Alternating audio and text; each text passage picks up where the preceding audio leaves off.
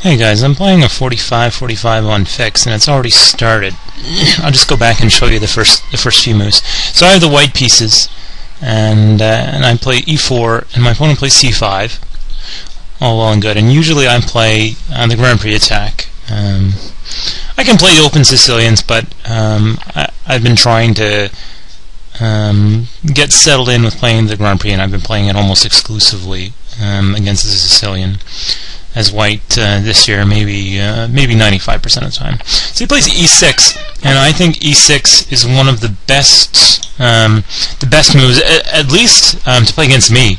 I'm very comfortable with the fianchetto systems, as I play a lot of them myself, and maybe that's part of my comfort, playing against those. So I think e6 and directly challenging the center quickly is a really good plan for black. And it sort of puts all of white's kingside ideas offside, at least for the moment. Anyways, I continue with f4. Knight c6, good developing move. Knight f3 is natural. d5, and now I play bishop b5. And still, white has ideas about taking on c6 and doubling the c pawns and leaving a weak pawns on the c file and making the bishop on c8 maybe bad. He plays knight ge7, and this is actually considered not to be one of the most testing moves, and maybe at the highest levels only knight f6 is considered to be really a serious move. So the idea behind knight ge7 is that black wants to be able to recapture on c6 with the knight and keep a healthy structure.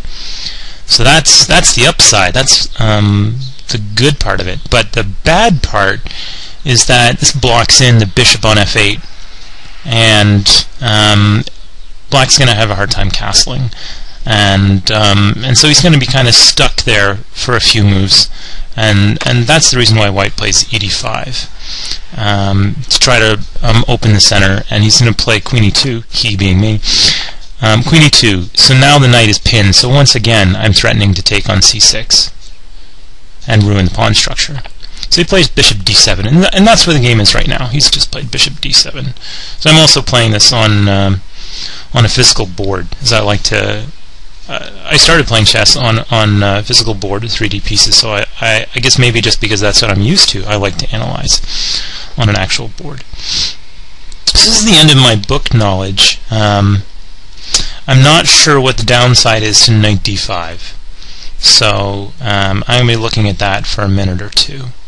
It feels like I can just take, and I don't know what the risk or the negative is of that. Knight takes d5. There's no really horrifying discoveries. You know, he can play knight d4, but I just play knight takes d4. That's not too impressive. He has no useful checks, so I'm not sure. Maybe bishop d7 is just no good. Knight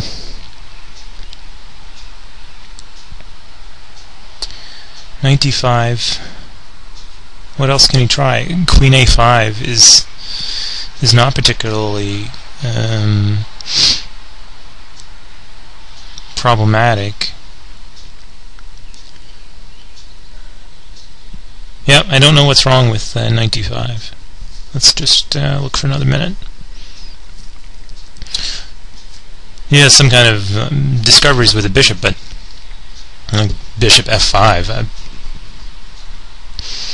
On bishop f5, probably I just take on c6 anyway. Again, he has double iso c pawns, and there I'm up a pawn.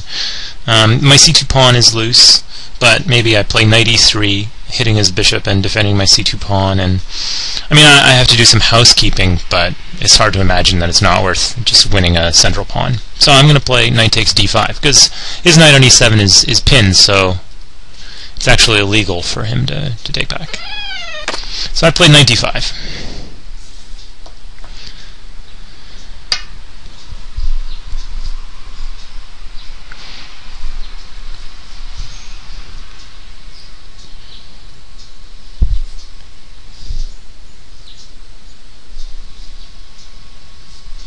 So now if black's going to have any counter chances, they're going to have to be based on getting some quick development I don't have any really serious weaknesses. My pawn on f4 is a little troubled. My pawn on c2 is undefended, but I shouldn't have any problem just patching those up. I have to be careful I don't blunder into some kind of a queen a5 check if I move my d-pawn and hang my bishop, but other than sort of the typical responsible kind of things, I'm just up a pawn here.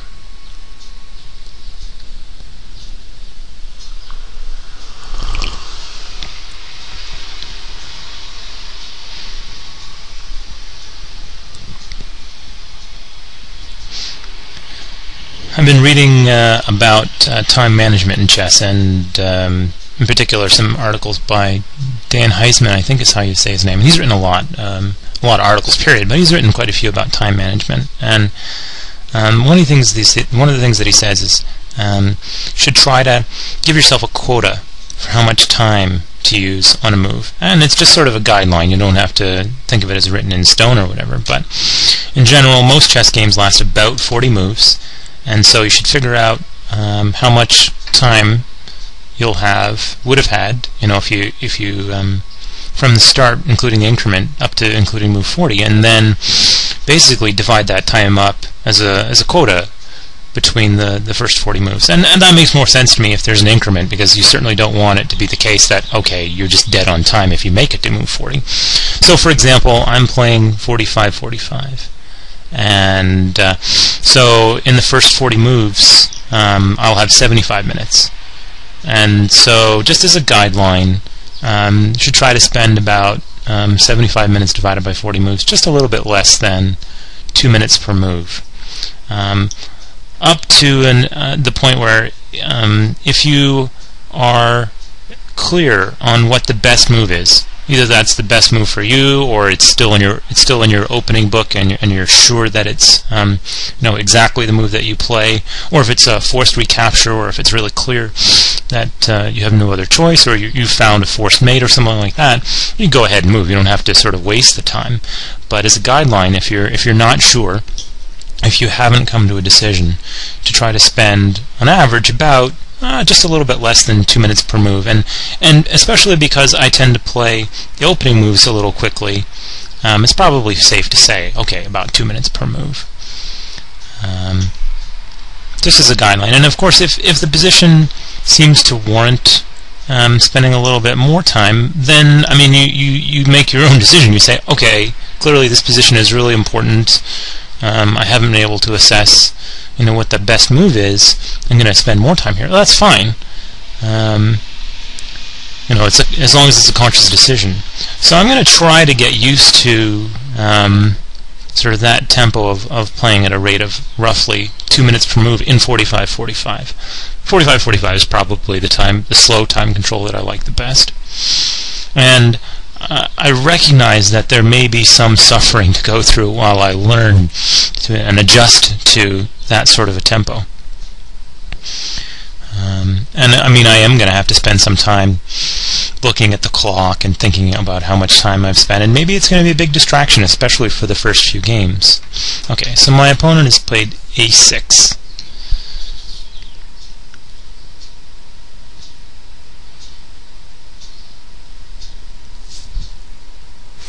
So my bishop is under attack.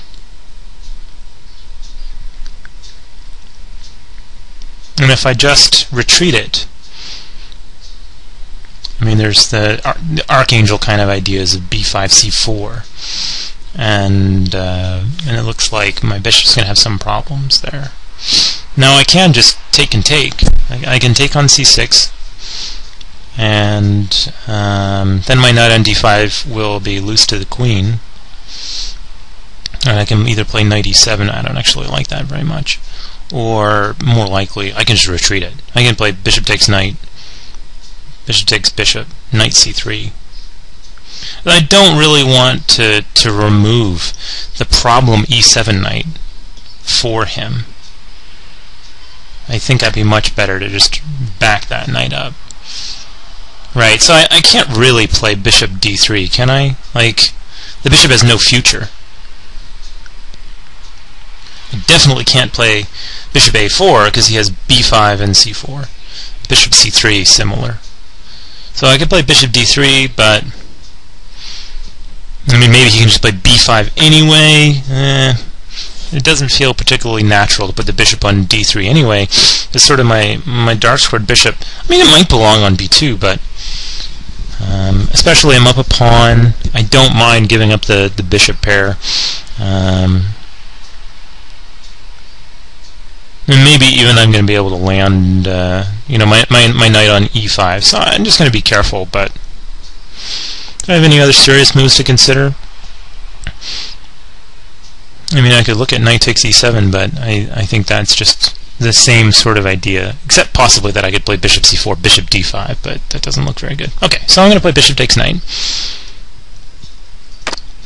And that was about 2 minutes and 13 seconds and talking about it, so probably it was still a little fast, because when you're talking about a position, it probably slows you down a little. But anyways, I was talking about trying to use about 2 minutes per move. So here, pawn takes bishop would have been just a disaster, so bishop takes is sensible. Okay, so now he's on my knight 2.5 times anyway.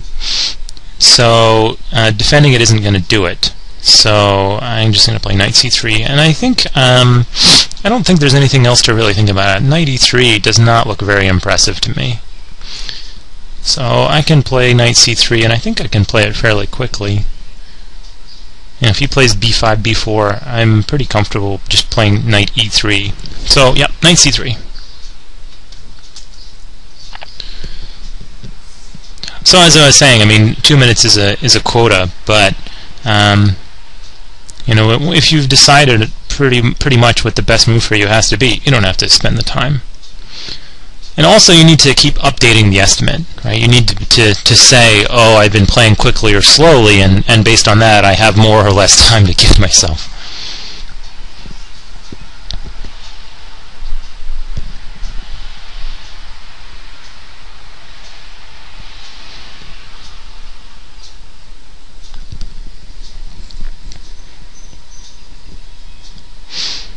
I do think that black probably has to rush something like b5, b4. Otherwise, you know, a slow death is just gross.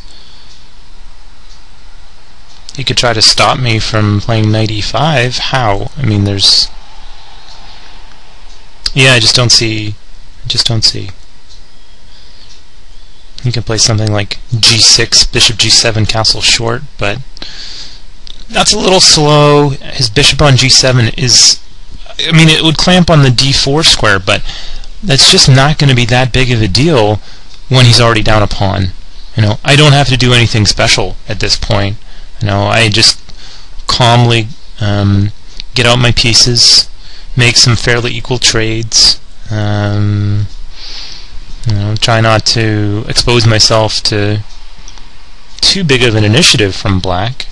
You know, like I'm not going to like castle long or something, because that's just begging for trouble when he's already got the pawn on c5, and especially if you put the bishop on g7, it's just kind of like a suicide. Why aim for a really hot position when you already have a winning or nearly a winning advantage? And here, there's no reason to think that my extra pawn isn't decisive. Okay, so he plays bishop takes knight, and objectively, this is the best decision, I'm sure, because he doesn't really want me to play knight e5, and I don't need to spend much time to play queen takes bishop, because gf is just hideous, ruining my pawn structure. So queen f3. This is also reasonable, because now maybe he can just move the knight. Right, knight c6. That makes good sense. He's got knight d4 ideas.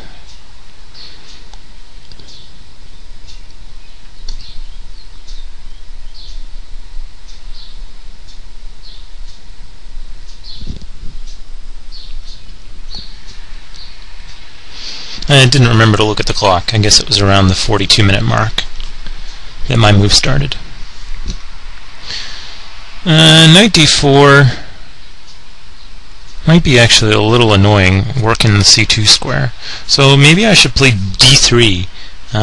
One, to get ready to develop my dark squared bishop, and two, to allow myself to just play queen f2 to defend c2 without too hideous of a position, and really c2 is, you know, my problem child here.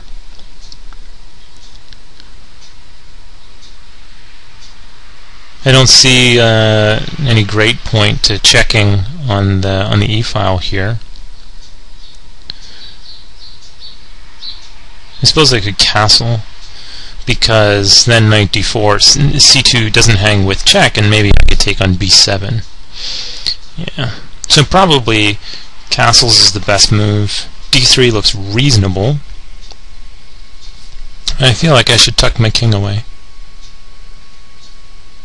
Yeah, and he's going to play bishop e7. I don't really want to play like king d1 or something and leave my king in the center when there are still so many pieces on and he's got open lines into the center. Our minor pieces are balanced again. We each have a knight and we each have a dark squared bishop. So I don't have to worry about, you know, the bishop pair or anything like that. And the pawn structure is just good for me. It's 3-on-3 healthy on the king side and 4-on-3 healthy on the queen side. So I think I can castle short. Am I okay with castle short? Knight d4, queen b7, knight c2.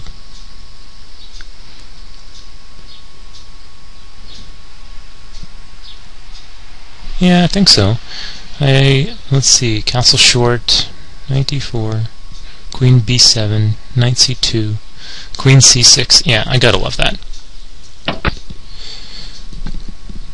Also, something that Dan Heisman talks about in his articles about time management is to include a sanity check. Once you've basically decided on your move, to have one more quick look to make sure that you know you haven't left anything hanging, you haven't missed any captures or checks. Those are sort of the, off the top of my head, the two big things are to look to make sure you haven't missed any captures or checks.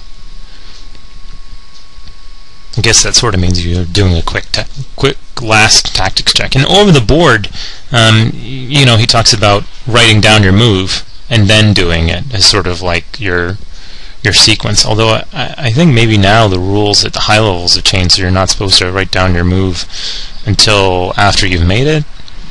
The game score is actually supposed to be a record of moves that have occurred, not the record of moves that you intend to play.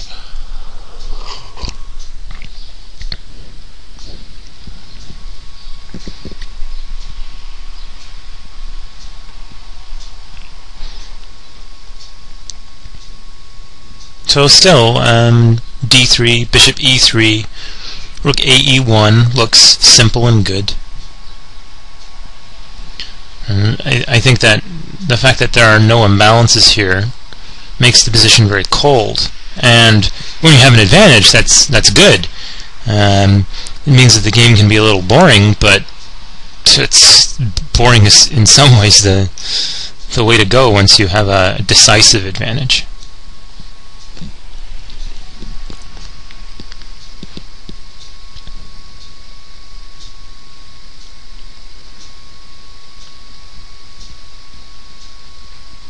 Yeah, knight d4, queen b7, knight c2 loses the world, actually. Doesn't it? Oh, no, because the knight on c2 still covers e1. So actually, maybe he could live. I don't think so.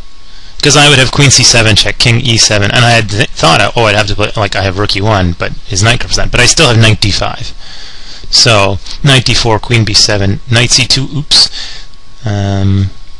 Queen c7 check.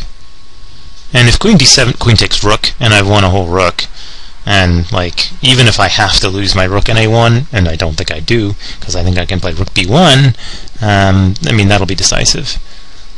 And if instead of queen d7 he plays king e7, the only other legal move, I have knight d5 check, and there he has to play queen takes knight, and after queen takes queen, you know, he wins my rook, I win his rook, and I'm up a queen for a piece. That's pretty clear.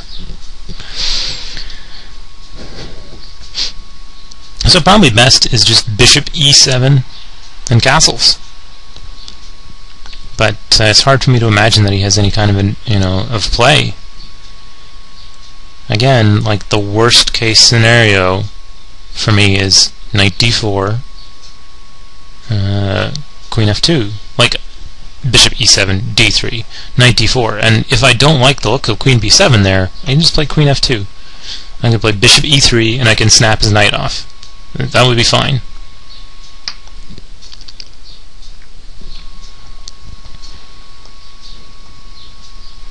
Only thing I don't like, I kind of have to deal with that knight d4 square pretty quick. And you know, my knight on c3 is actually kind of misplaced, because it would like to be on e5, but it's a long tour from e5.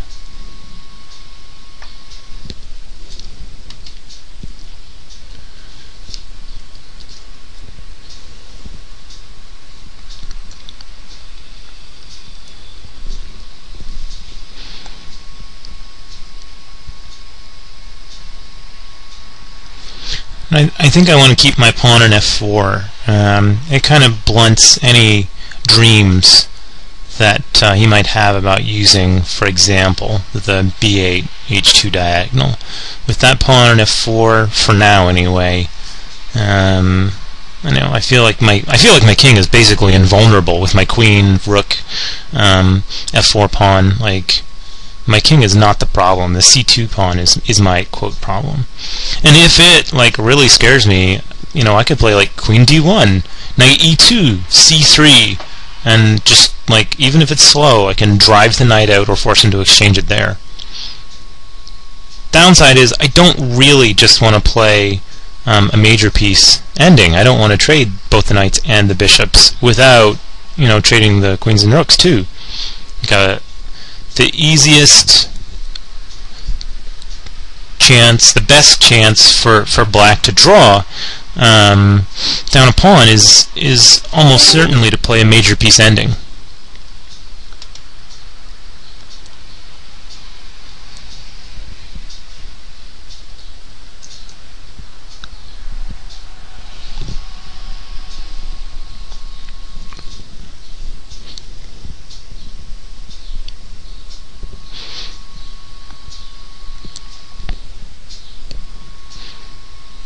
My opponent is taking his time here, probably trying to come up with some kind of a plan about how he can inflict some damage with a direct attack against my king. But bishop e7. Okay, so I mean, this is the most responsible move. No big surprise. And I'm pretty sure I'm going to play d3 here, intending just bishop e3. Got to develop my pieces. And I don't like the idea of b3, bishop b2. Although that would put the bishop on a nice diagonal. I like the fact that d3 gives me lateral defenses of c2. So c2 is my weak point right now. And I don't know whether or not on his next move he can afford knight d4. And when I take on, and letting me take on b7, he takes on c2. But I'm up a pawn, and that kind of makes me a little bit disinterested in complications.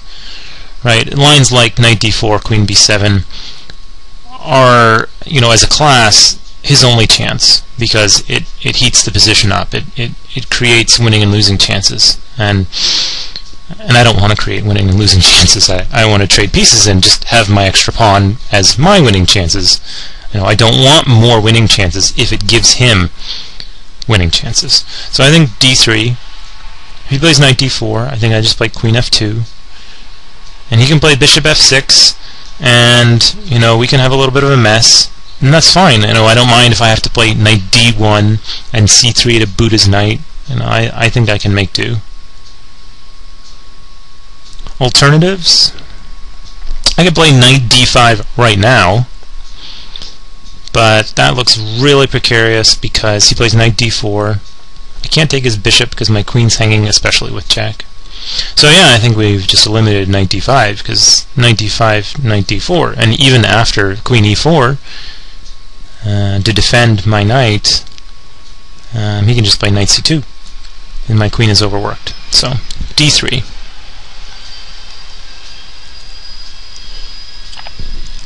It's calm, it's quiet, it's responsible. Now I can still choose to play something like f5 and bishop f4. It's not like, you know, my dark-squared bishop can never find a home. It's quite plausible that the bishop's home is exactly going to be on e3 for now. It might also be, oh, okay, so he castled. It might also be on d2, but again, for now, I'm just going to connect my rooks and see where it takes me. So bishop e3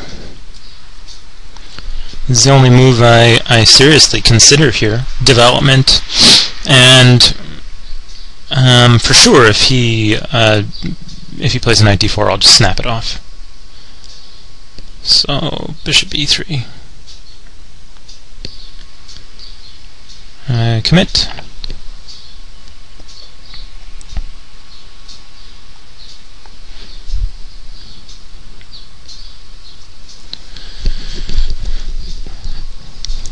So at this point, it's safe to say that I'm not going to get steamrolled because I left all my pieces at home.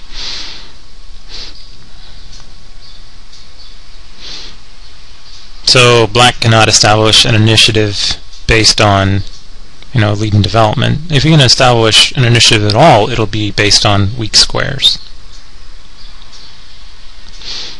There's a tactical point that my king is still on the a7 g1 diagonal,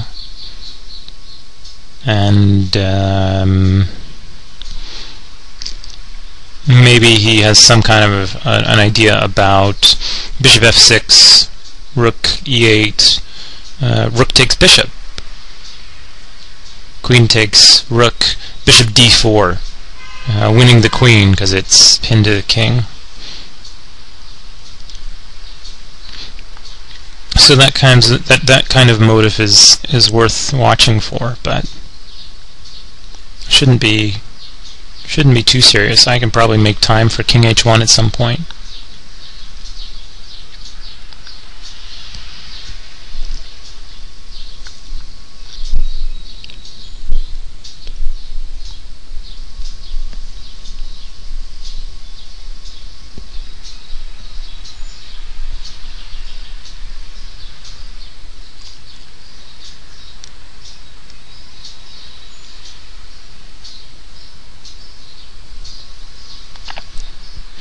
So knight d4.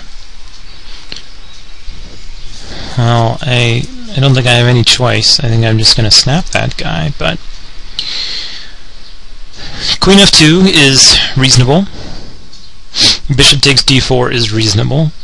Those are my only reasonable moves, I think.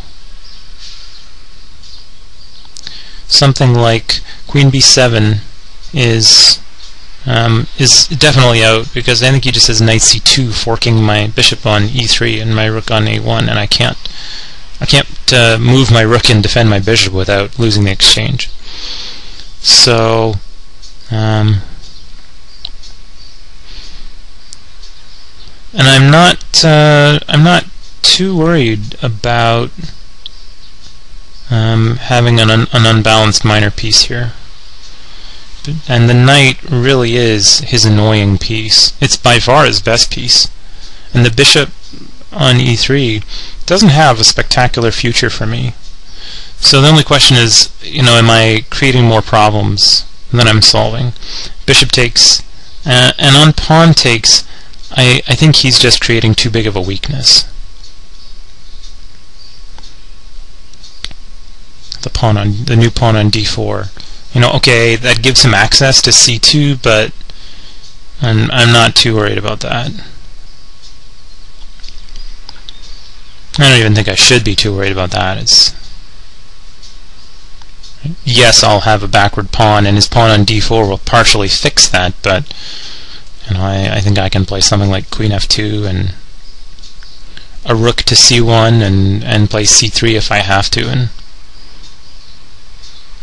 the thing that I don't like about queen f2 is he just plays, like, it doesn't actually, queen f2 just saves my queen and covers c2. It doesn't, like, the queen isn't better on f2. If anything, she's worse because I've stepped into the pin or skewer. So I'm just going to play bishop takes knight.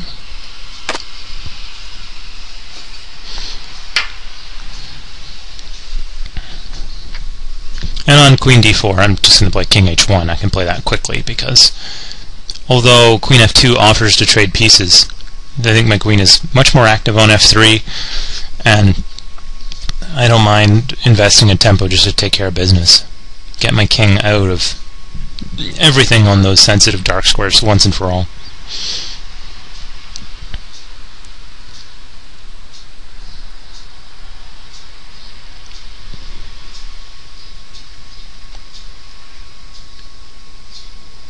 After queen d4, king h1, actually I'm kind of winning a tempo back against b7 because his bishop on e7 would be loose. So maybe queen d4, king h1, bishop f6 is the most reasonable, with ideas of maybe b5, b4. But that doesn't look like a big deal. I think there I can just play, rook a e1 and knight d1 if it comes to it, just to cover b2. But I think I should be able to rush majors through e4 way too fast for him to actually come up with any kind of a concrete threat. My knight is not, it's not unhappy on c3, but again, it would be happiest on e5. And his bishop looks like it's going to go to f6, and it's going to be a good piece, but it's not going to be a critical piece. And I think even if when he gets it to d4, it will just be a pretty piece, and it's not enough to compensate him for the lost pawn. Not close.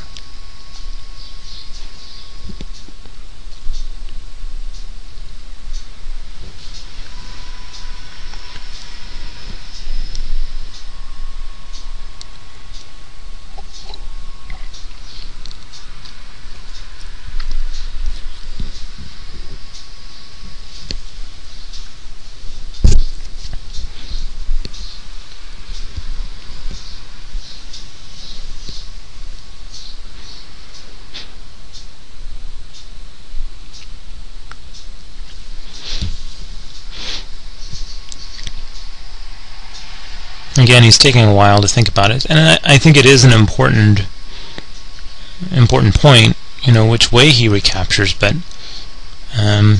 CD just looks really bad because he's not gonna get to use e3 as an infiltration point, I don't think, because he just can't build up on it enough. Okay, CD, and bishop c5. And then start trying to run majors through e3. Okay, it's an idea, but just doesn't feel like it can go anywhere. I wonder whether or not, while he's trying to do that, if I can just put my knight on c4, I don't know, anchor it with like a4, maybe even a4, a5, and just anchor my knight on c4, and that would be the end of any dreams of him infiltrating on e3. And another point is I could just play f5. I know that gives him access to more of the dark squares on my king side, but if I play f5, my knight and knight e4. Okay, he took with the queen. I probably dismissed the whole idea of him taking with a pawn a little quickly. I think that it wouldn't promise him anything, but I probably dismissed it too quickly. So there, I took just a few seconds, honestly, to play king h1. Mostly, I was finishing talking about the point that I was making, rather than actually thinking about the move. I decided ahead of time that there was just no way that I was going to play rook f2 or queen f2. Now, rook f2 would have been okay, but stepping into a pin is not spectacular. I would have to play king h1 to break it anyway, probably. So I think that my weak squares here are the dark squares, e7 to g1, and okay. The queenside pawns b2 and c2, those are a little tender, but I'm not worried about the queenside pawns, and just stepping into the corner for king safety is great. And now, I think now I'm going to try to run majors through e4. Rook yeah, I'm not sure about whether or not he can make a useful queen b4 move. I don't mind rook ab1, but I guess I was wondering here whether or not if he plays something like yeah, what should he play? Jeez, maybe he just played b5, and maybe there I just play rook ae1, and if he plays like queen b4, I suppose I could play b3. That's a little inviting, because then he can give me an ISO A and an ISO C, I think, with c4. Maybe not, but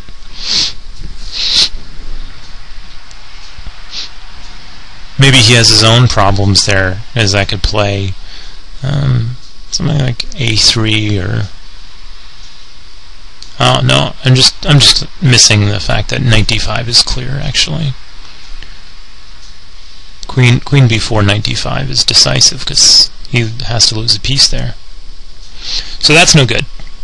Queen b4 is totally out. So b5, rook ae1. His bishop is loose. He has to do something about it for a tempo, and that gives me the moment to play rook e4. Possibly here he's better to play bishop d6. Again, I don't think I'm going to take on b7 and give him some kind of a play with rook on the b file hitting b2. It's possible, but like the only open file is the e file, and I can probably even win time doubling with rook e4. Now, if I was down a pawn, I think I'd be all over ideas like queen b7 and looking for ways to introduce complications or unbalance the structure. I mean, here I could be, trying to trade pawns, but there are a couple of, like if he plays b5, there are a couple of problems. One is that I just don't want to be trading pawns, right? Because the fewer pawns you have, the more likely it is that there will be some kind of a minor piece sacrifice that will leave you with a drawn ending, right? So, for example, if we traded queens, traded rooks, traded all the pawns, leaving me with one, and then it was knight and pawn versus bishop, if you could ever sacrifice his bishop for my pawn, well, then it's a draw. I'm up a piece, and the game is drawn. And another issue is the examples that I was just trying to imagine, where he could trade his queenside pawns for two of his queenside pawns for two of my queenside pawns. I think I ended up with weak pawns, and right now my pawns are strong and healthy. So I definitely don't want to be trading pawns in order to weaken my pawns, right? It's possible that I could be talked into it if it weakened his pawns, his remaining pawns. So instead here, really sort of ideal for me is trade majors. I want to trade queens, I want to trade rooks, and then after that's done, I want to trade minors and play a king and pawn ending, as he won't be able to defend himself against a king and pawn ending. Okay, so rook ab8, he defends his b pawn. I don't think I was going after it anyway. It feels like this is just going to let me double quickly. So queen b4 doesn't work because I have knight d5. Good. So like rook ae1, developing my last piece, hitting his bishop, and I'm going to play rook e4. Maybe I'm even, after I play rook e4, I'm going to play rook fe1, and in fact that might already be decisive, but we'll see. Yep, rook ae1 I commit. Rook ae1. Usually I type my moves. That started because I have such a terrible trackpad on my laptop that I just got used to typing the moves. I probably make a typing mistake as often as I would have had a mouse slip. But when I'm typing moves in slow games, I always type it, look at it for a minute, make sure that it's what I think it should be.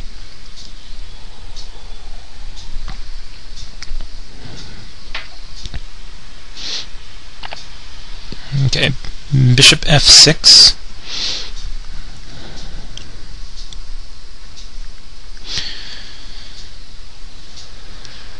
Rook e4.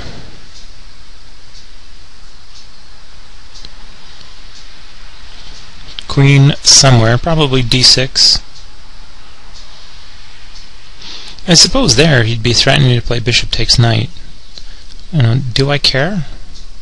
I mean, I just said that sort of the last thing I want is for him to trade minor pieces, leaving us only majors, because major endings are the easiest to draw.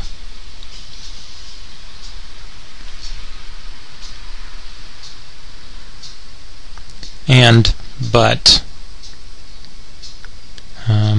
what is the value of the time it takes for him to do that? Rook e4, queen somewhere, maybe queen d7, maybe queen d6, rook fe1, bishop c3, bc3. Like, I own the e-file.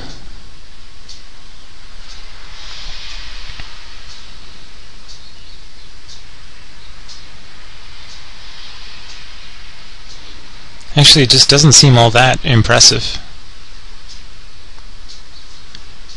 I mean, if he goes back to d7, he can play like rook fe8.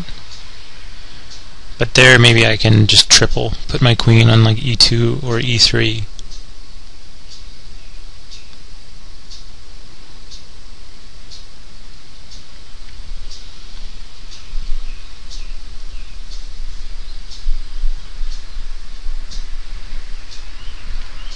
Is it too late to avoid? Do I want to avoid it? I can play like rook e4, queen d7, knight d1.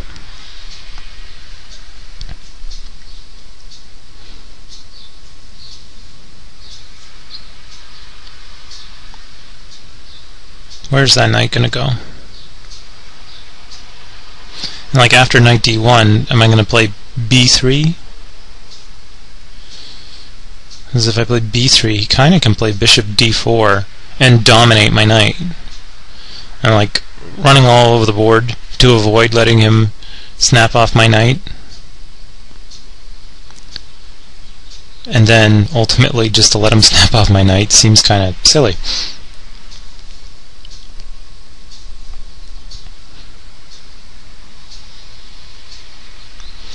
I could try to encircle the bishop, but I just don't see how that would happen. Yeah, I don't see it. Like allowing bishop b2, then trying like c3 or something, but for one thing, he has f5 kicking my knight from e4.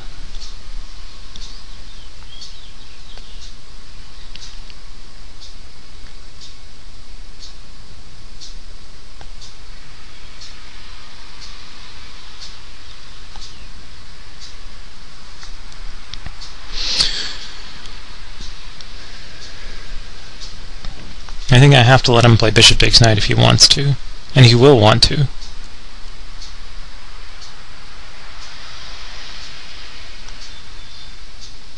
It's hard for me to convince myself that rook e4 isn't the best move here, so I'm going to play it.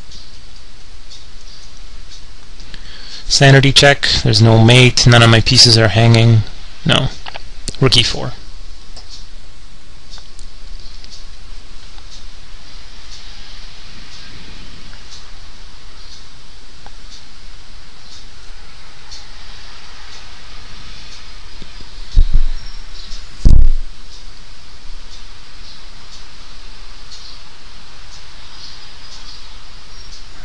Queen d7, knight d1. Do I really want to commit myself to playing c3? Put my knight on d1 just to keep the minor pieces on the board? No, I really don't. Like, that's too desperate to hang on to the minor piece at any cost. And, I mean, a lot of, for example, rook and pawn endings, a lot of them can be drawn, but not only am I up a pawn, but I should have more active position, which is kind of the more important factor.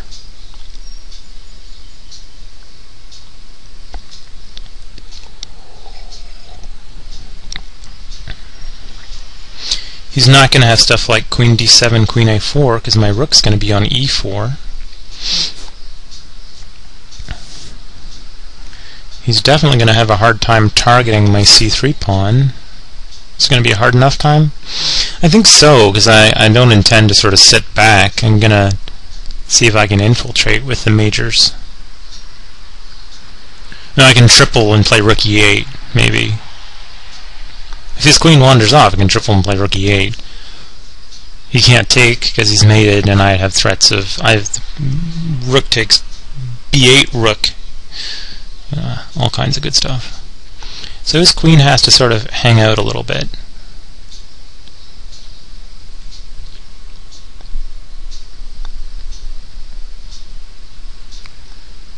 It's too bad about having that pawn on f4, because right now it seems more of a weakness than a strength, but again, that's a pretty minor point.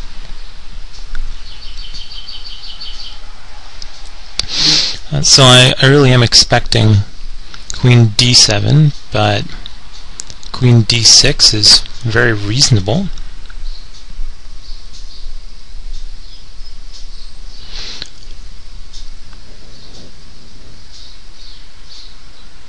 You could be thinking about playing like queen f6 to hit my weak c3 pawn.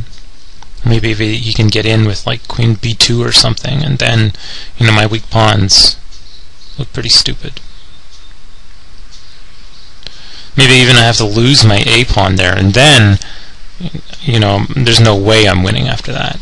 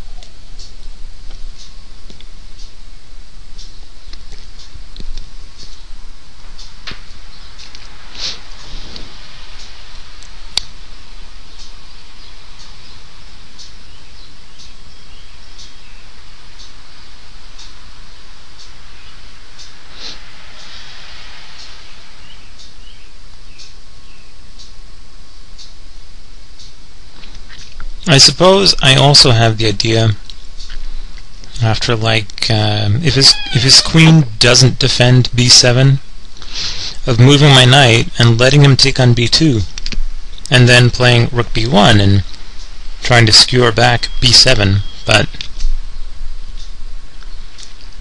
not sure that that could work.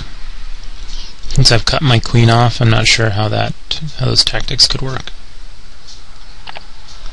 Okay, I played queen d8.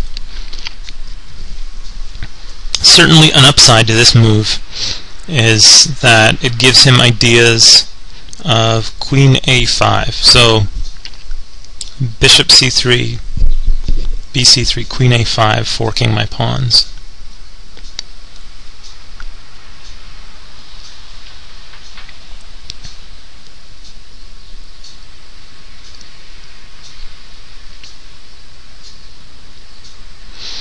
So one move that jumps out at me is a4.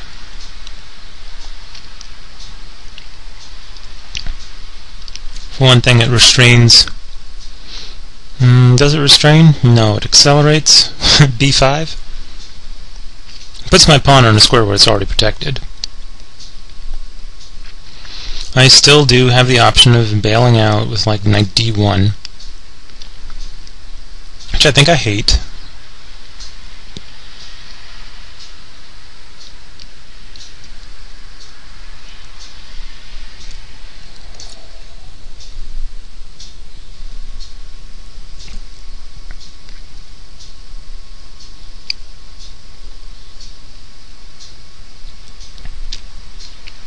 Maybe I shouldn't, though.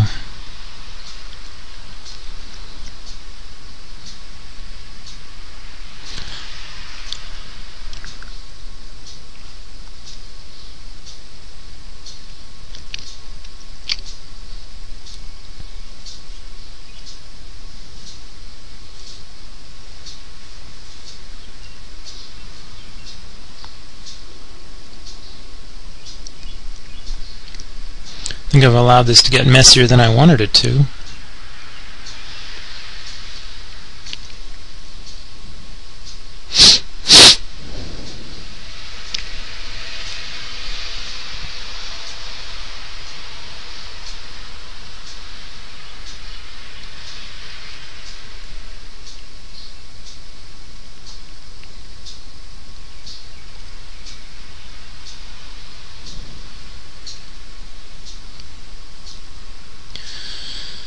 An ugly option is to play something like rook c4. I think that's just hideous. I imagine there that he has some kind of a bishop d4 and b5 to trap my rook. So I think that's out.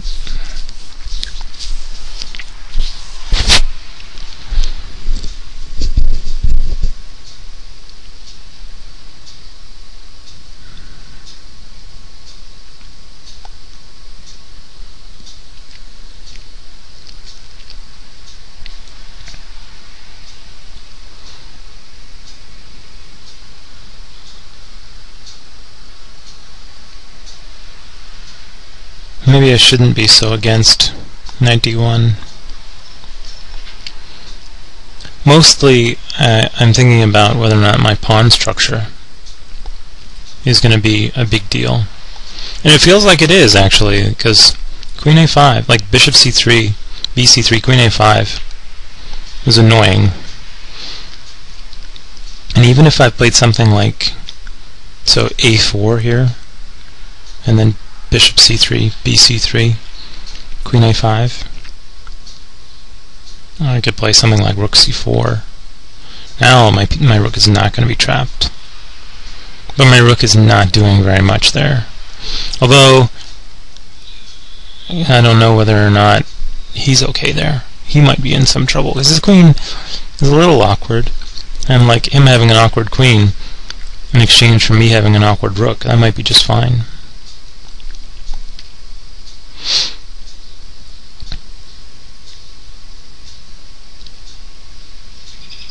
There are no central outposts, or perhaps e4 is the only central outpost.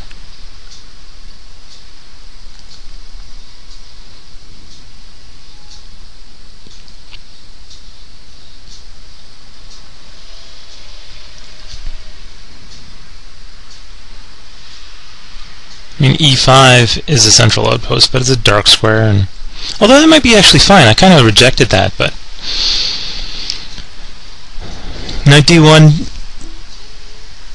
man, it takes me forever to get to e5. Knight f2, knight g4, knight e5.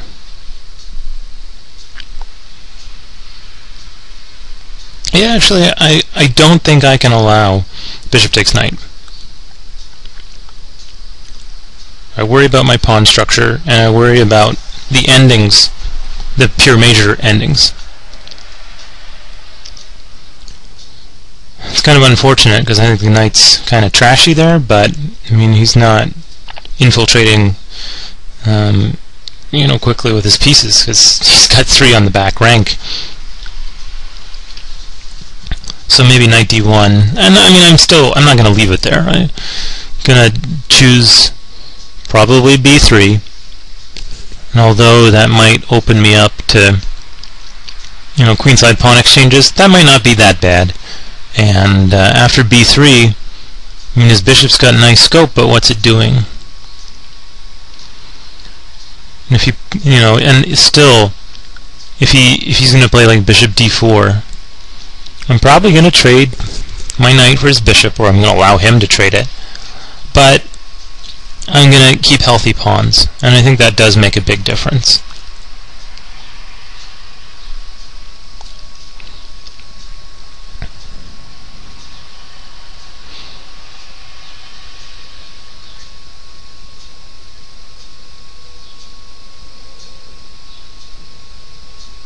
Again, it's like queen a5 here. I can still play a4 ideas. Oh, and I just noticed he does have a sneaky tactic.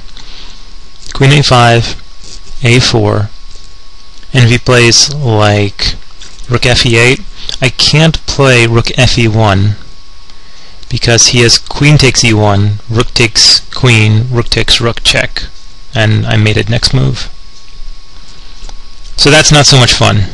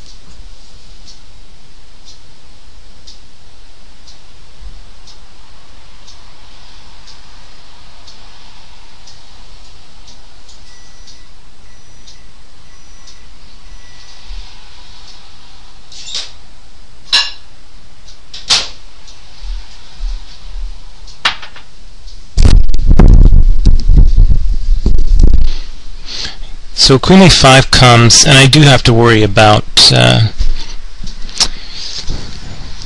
I can't get away with a4, rook fe8, rook fe1.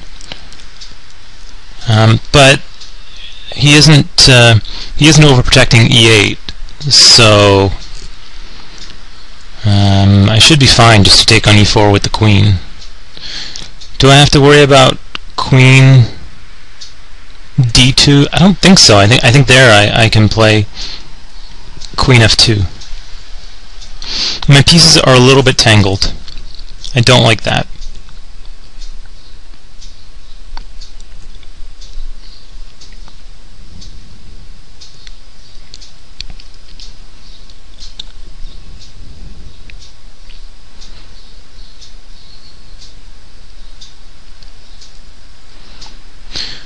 An option is to play something like queen f2 here. Kind of invites bishop d4 though.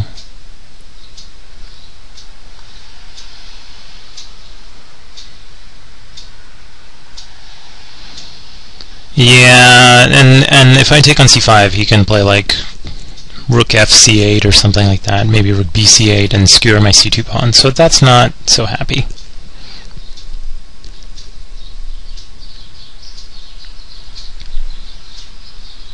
But I do feel like a4 is sensible. So let's look. A4, rook fe8. Now what? What's the right idea? Because if he takes my rook, if he plays rook e4, maybe queen f2, maybe queen d2 is looming.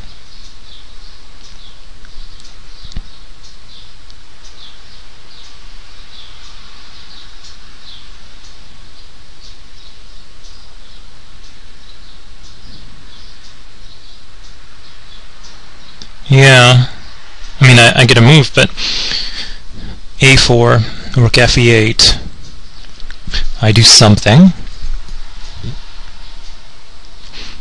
Rook e4,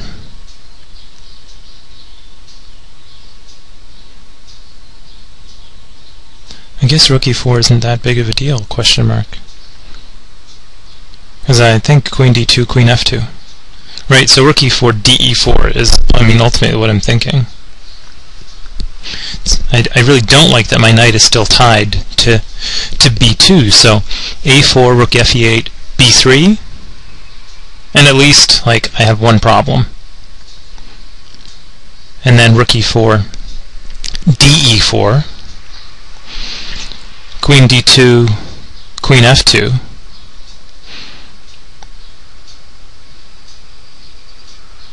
that looks okay.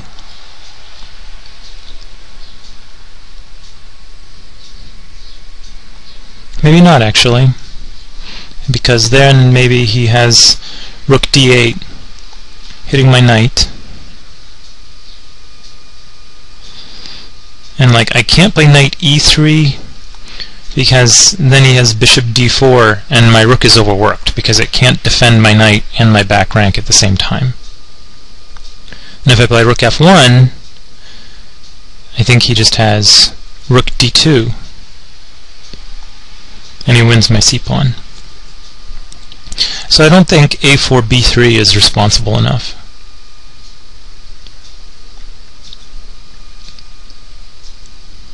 So certainly an option could be a3. I don't like a3 because, for one thing, I'm putting pawns on dark squares, and in this case I'm putting them there to be targets. These aren't pawns in front of my kings or whatever, those are endgame pawns.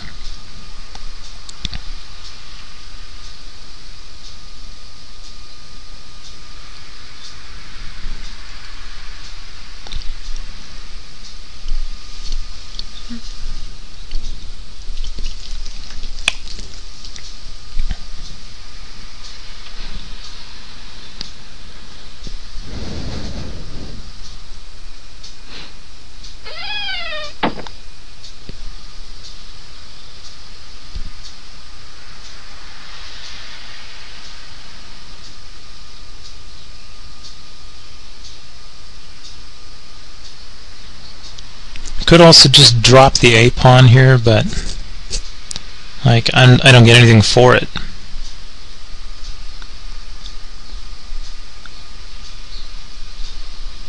Or do I? Is there any chance the queen is trapped? b3, queen a2, rook a4, queen c2.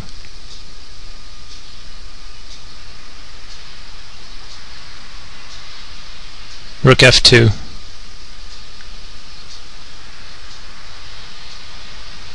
Queen b1, rook b1, rook b2. Oh, that was hard. b3, and if queen takes pawn, rook a4. Okay. His queen can go to can immediately go to b1. Right, so if he goes to b1,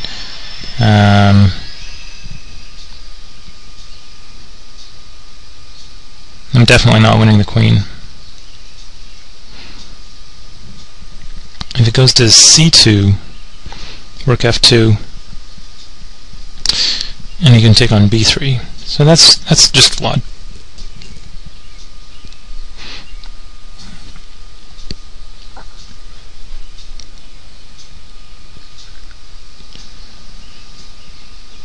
So the problem with a4 is a4 rook fe8, and then if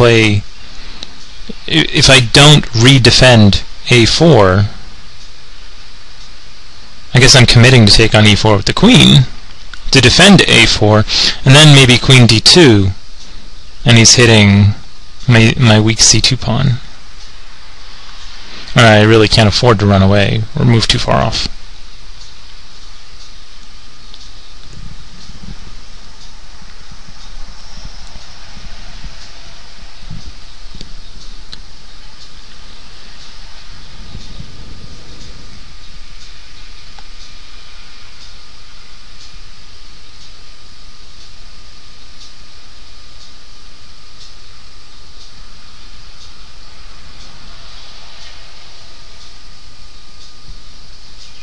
Yeah, I really don't like my position.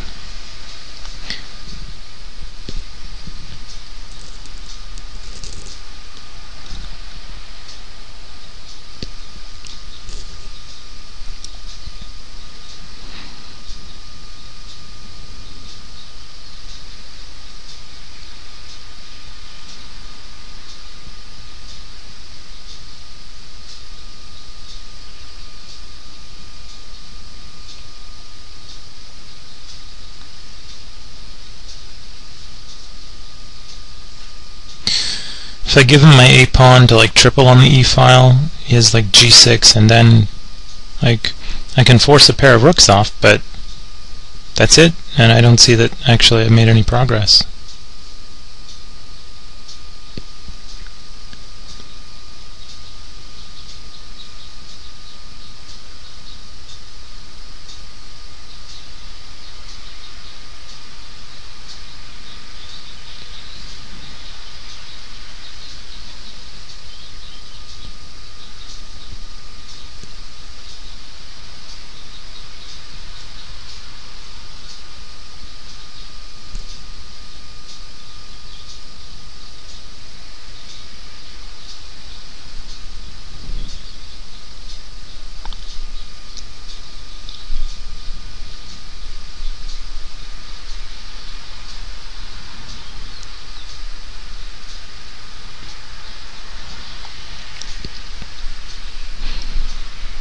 So another extreme option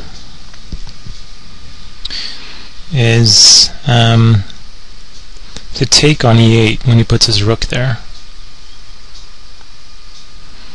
and then clip B7, which looks absolutely suicidal.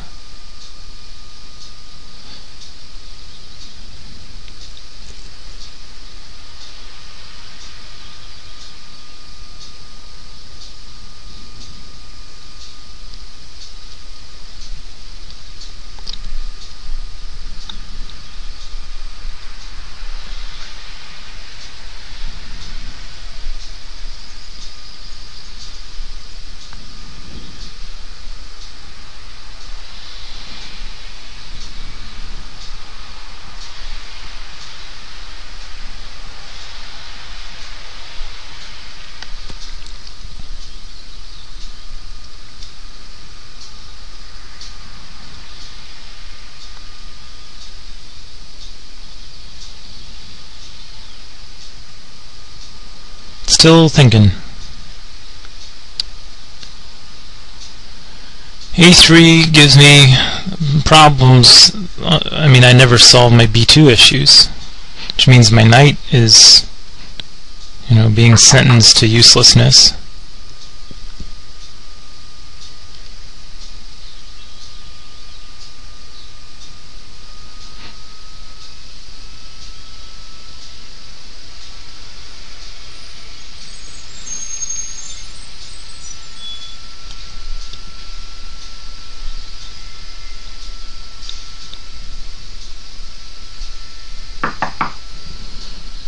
Okay, what if I play A4, rook FE8, queen F2? Just never let his queen come in. That's got to be the best, right?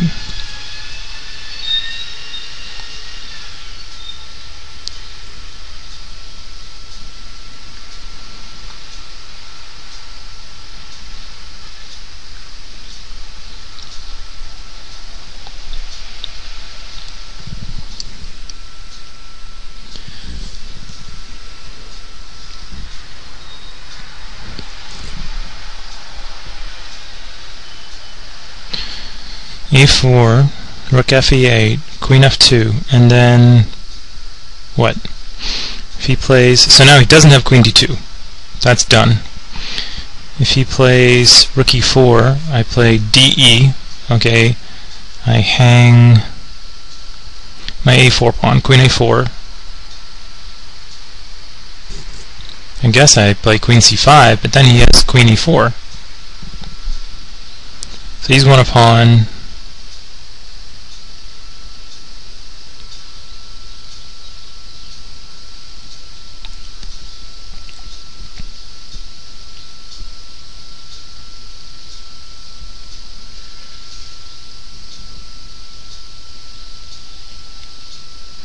Oh, I can play maybe E5. Yeah, E5 in there. I mean, he might have BD4 actually.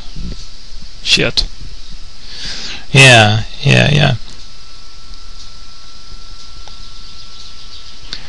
A4, rook FE8, queen F2, bishop D4.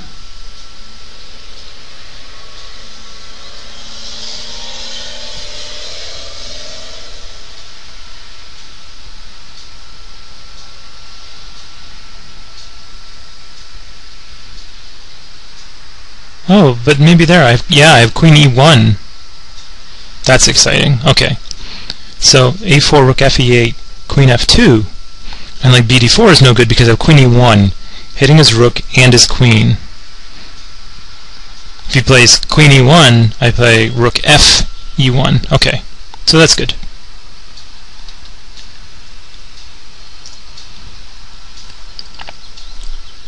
Okay, I spent 14.5 minutes on that move. That's a long time, not exactly my 2-minute quota, but it's pretty clear to me that that move is a really big deal.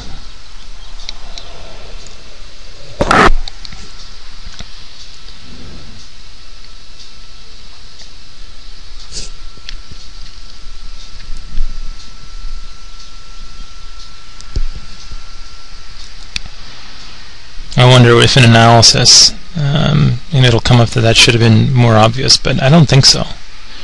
I think that idea of queen e1 was hard to come up with.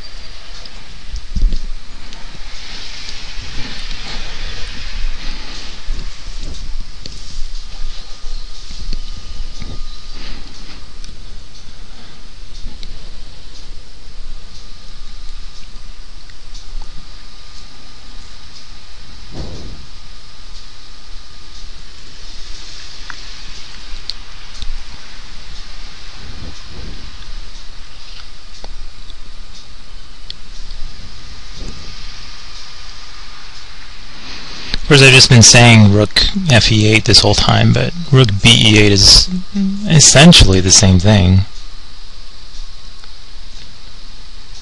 I mean, it make more sense to move the f rook than the b rook. I'm not sure what else he could play here.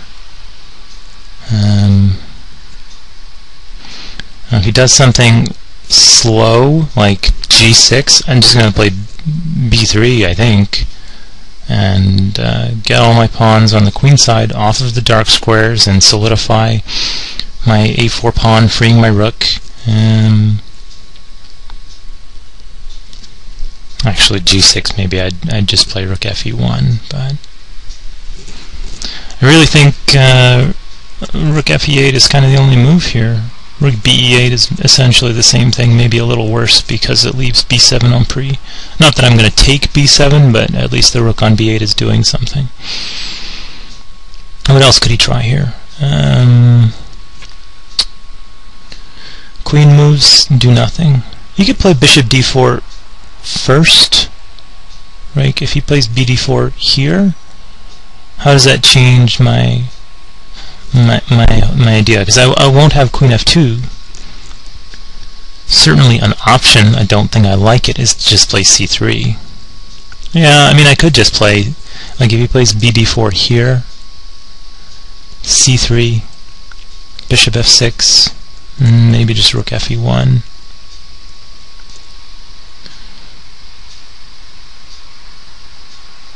That seems plausible. Also, queen e2 is in the works. Tripling on the e-file is, you know, natural, but I'm not actually sure that it's all that useful. You know, what does it get me? I mean, I can trade off a pair of rooks. Is basically the upside to tripling on the e-file, and that it restrains his rooks from finding, you know, activity. But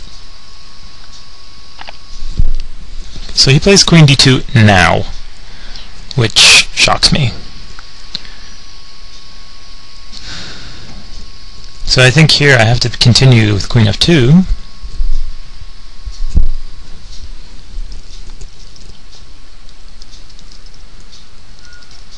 I spent 15 minutes knowing rook fe8 was the only move.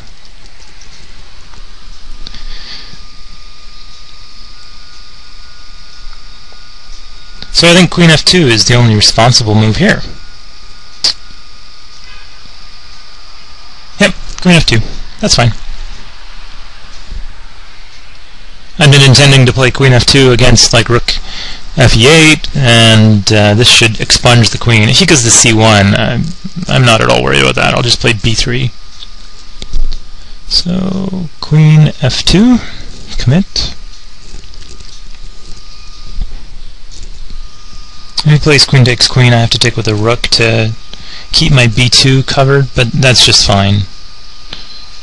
If he takes queen f2, rook fe8, I just play rook fe2. That's just good for me.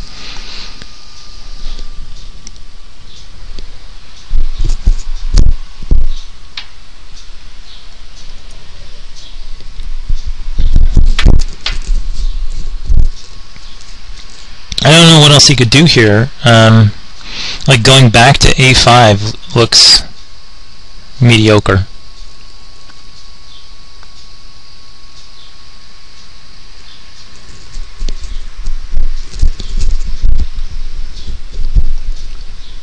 Yeah, if he goes back to a5, I think I can play b3, and again, if he plays like rook fe8, he's like just down time from the previous lines, and I can maybe still play queen e1, forcing the queens off. Yeah. So I think b3 here takes care of business at home.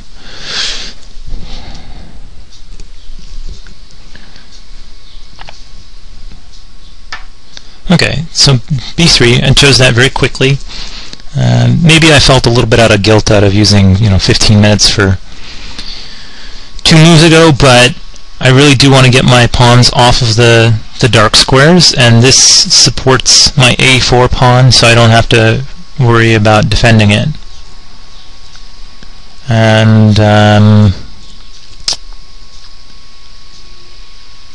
also, my b2 pawn obviously is no longer on pre, so my knight is no longer tied to defending. Now, if he plays like bishop d4, he dominates my knight, and I'm very quickly gonna let him trade his bishop for my knight if he wants to. And I mean, you might say, well, then why didn't you do that instead of going through all this knight d1 mess? And my queenside pawn structure is healthier. It's not beautiful, okay, but it's healthier than it would have been if I had allowed bishop takes c3, bc3. I would have had doubled c pawns, and my c3 pawn looked a little suspicious, and I would have had an iso a pawn. So I think, in particular, the a pawn looked really sickly. And so, although it's been a long route, this way at least I've kept healthy pawns.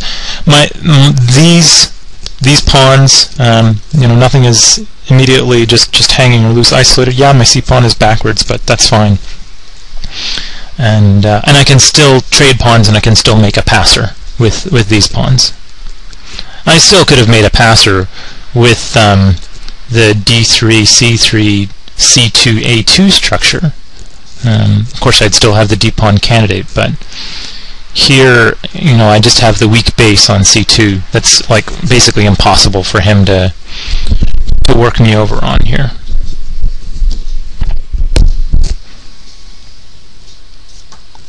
Okay, rook b d8.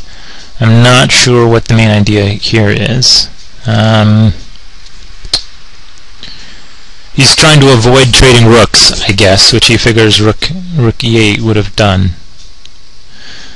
And I mean, I agree, but a problem here is I think I'm going to play queen e1 with tempo against the black queen, and so that my knight can't be pinned to my queen if I play knight e3. And also, I mean, I might want the f2 square.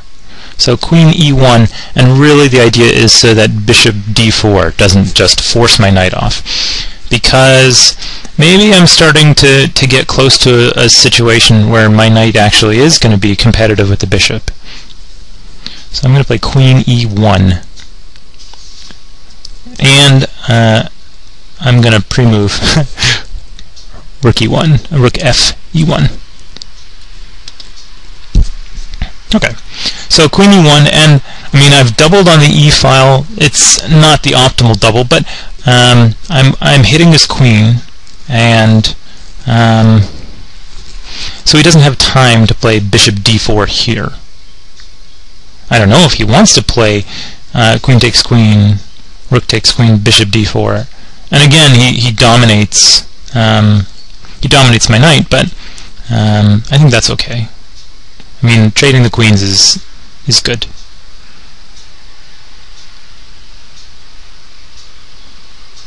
I'm not even terribly afraid of playing a rook and pawn ending, particularly when there are still 7 pawns apiece on the board. Now, when you start talking about there being only 2 or 3 pawns each, that's a problem. I said there's 7 pawns each, but there's 7 for me and 6 for him. I'm not too worried about the playing a rook and pawn ending, especially if I have sort of the only open file. I still have, you know, reasonable winning chances, and I mean the game is far from over here. If he declines the queen trade, I have an option of tripling majors. Okay, so queen b6.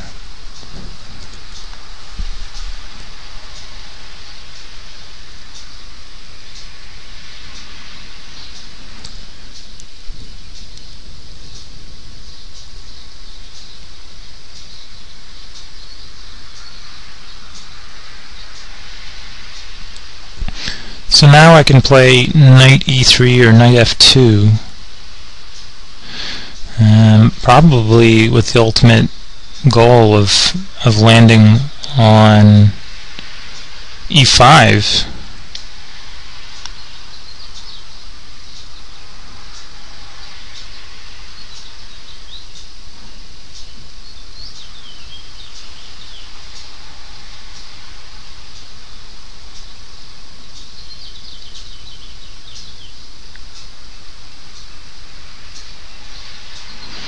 I think I like knight f2 a little bit better than I like knight e3. It's hard to criticize an idea of rook f2, rook fe2, but he might have like bishop d4. So rook f2, bishop d4, rook fe2, f5, and maybe my f4 pawn is suspect.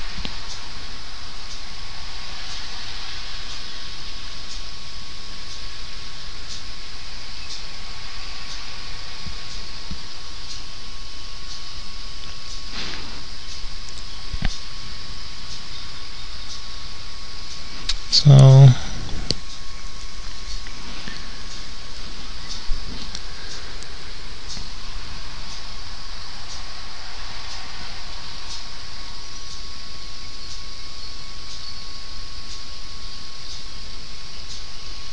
I think knight e3.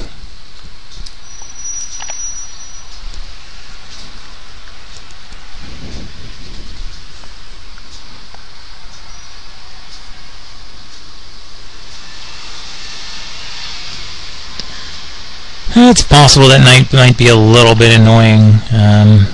Okay, queen c6. He played that fast.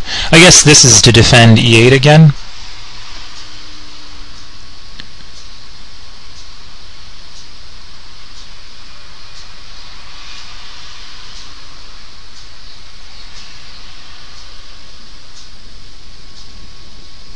Alright, well, I'm pretty sure I'm going to play knight g4.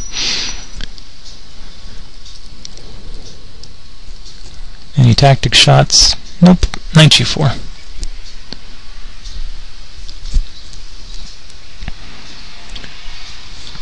And this is just for the moment going to stop rook fe8 because I just play knight takes bishop. And he'd have to play gf. And I think that would be a pretty ugly pill to swallow. So probably bishop d4 here.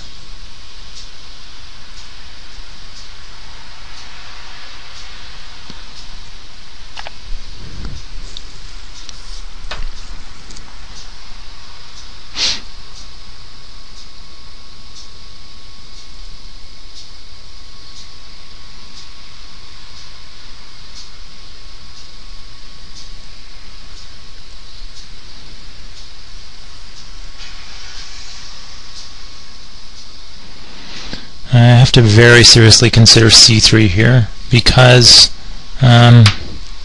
it's a mess. It's a mess for both of us.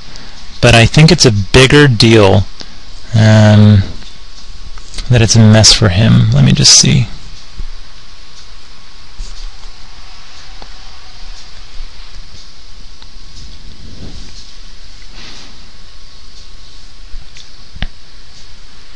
Okay, so he's starting f5. That's really serious. I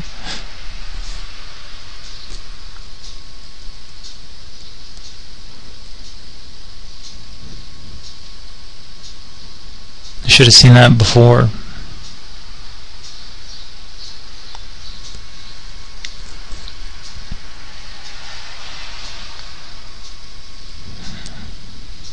I think I'll just play knight e5.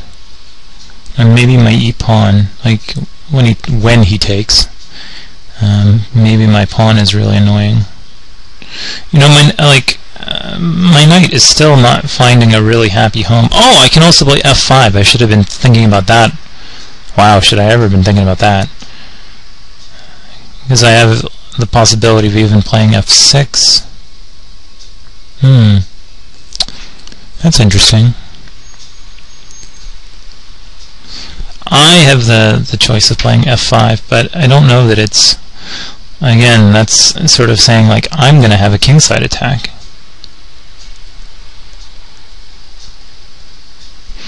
And also it opens up the dark diagonal, and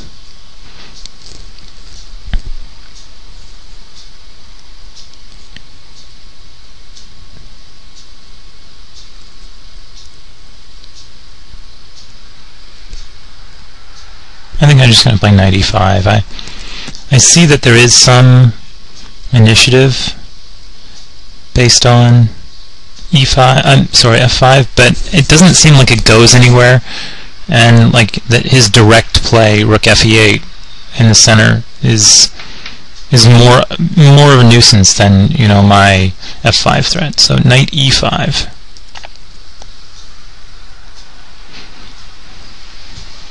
And although I've been talking about how I wanted to keep the, keep the knight on the board, try to keep the minor pieces on the board, if he takes here, I'm going to take with the f-pawn, and that's going to activate my f1 rook a bit, and I'm going to have another candidate, and then maybe I can even look at, ideas like e6.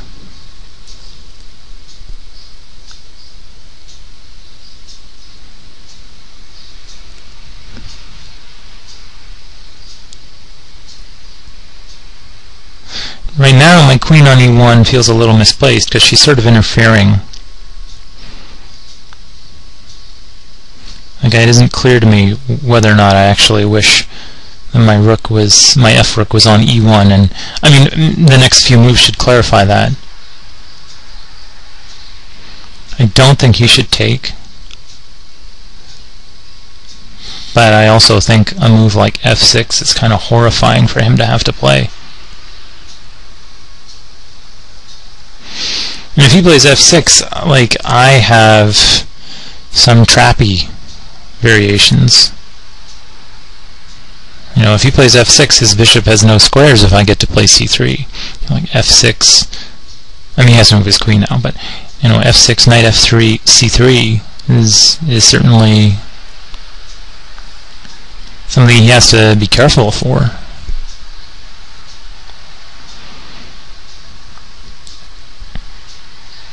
So a good point of this knight e5 is if he doesn't take it, he doesn't control the e8 square.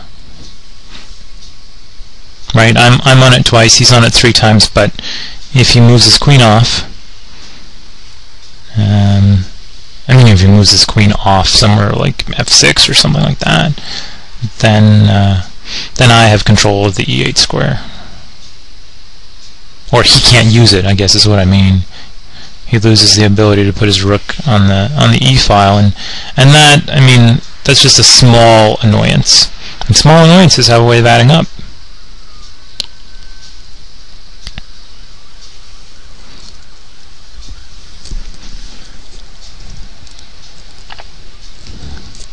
Queen d5. Okay.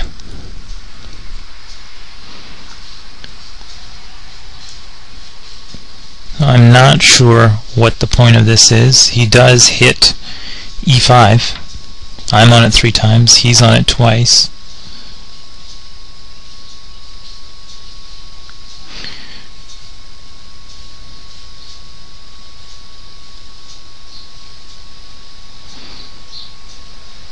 As long as he refuses to take my knight, my rook on f1 feels a little uncomfortable. Maybe his plan is just to play, a rook to e file right now.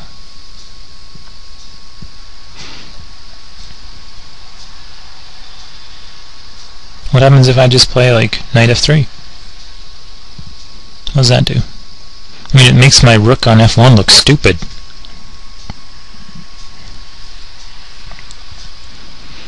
I could try queen h4.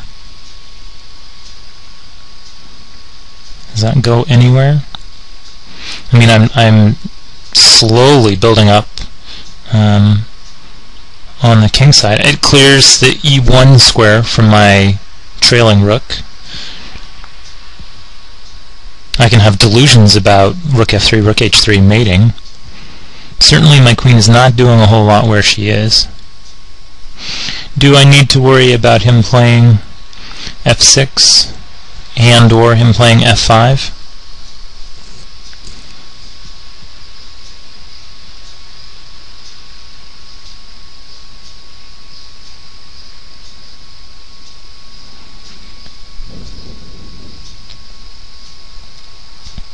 I don't think so.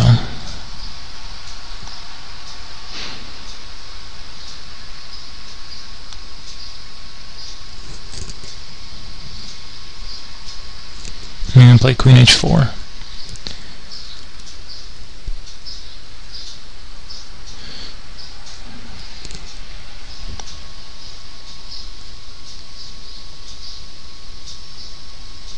Actually, if I play queen h4 and he plays like rook fe8, like, what's my follow-up?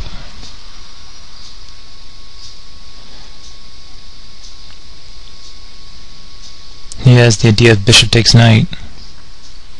Then he's on e5 3 times, and actually, like queen h4, and I'm taking a piece off of e5. That might not be best. I might do much better to play like queen g3. I have 10 minutes on the clock.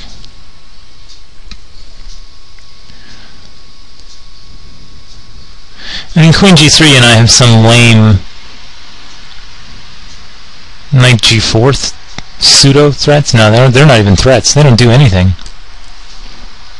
Okay, so if I play knight f3 right now, my rook on f1 looks stupid, but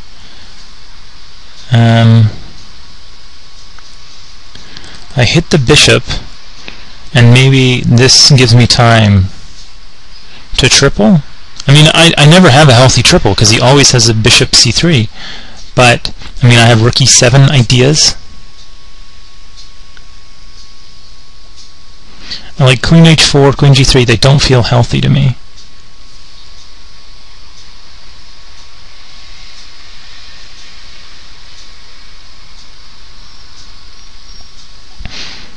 If he plays f5, rook e7, queen rook f7, yeah, f5, rook e7, rook f7. I mean, maybe I'm just fine there, but yeah, I'm gonna try it. Knight f3. It's not the most committal move in the world, right? So the idea here is I'm directly controlling the e8 square. He cannot occupy it. If he moves a move like f5, I feel like I have to go to e7. Rook e2 is kind of like, ugh. Okay, he just goes back. Okay, I'm not sure what the point of that is, but I certainly don't mind. So if I play queen e2, I mean, I can't really play rook e1 because he has bishop c4.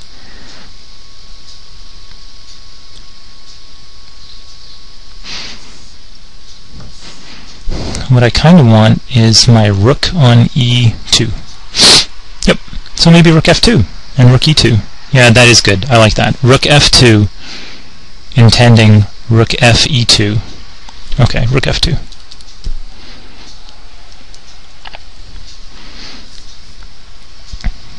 So I'm setting up, what is it, Alekine's gun? I'm not even sure, you know, what I hope to do with it, but it gives me infiltration threats.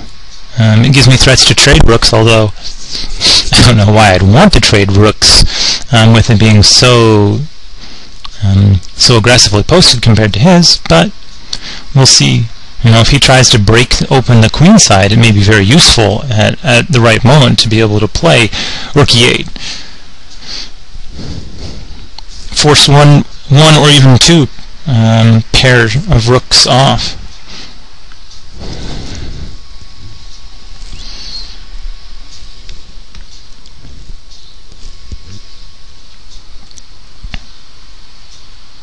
Oops, sorry about that.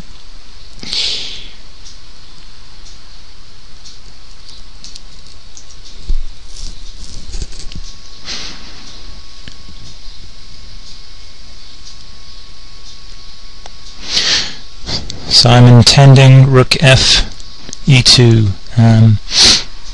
My rook on f1 really only has a point if I can convince him to take my knight, and then when I recapture with the f-pawn, my rook is well placed. But here, you know, expanding my f-pawn is, like f5, especially now, is kind of like, what's the point?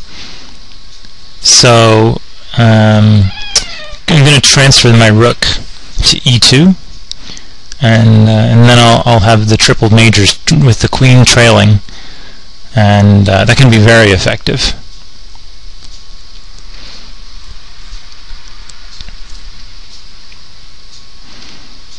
His bishop, again, dominates my knight, so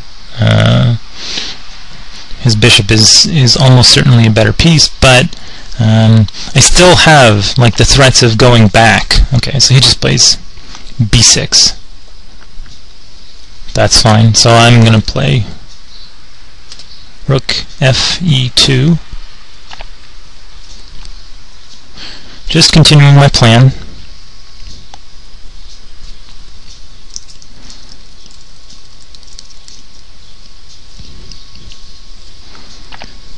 And now he plays queen h5. I'm not sure what the point is. Maybe he's making room for him to play rook d5.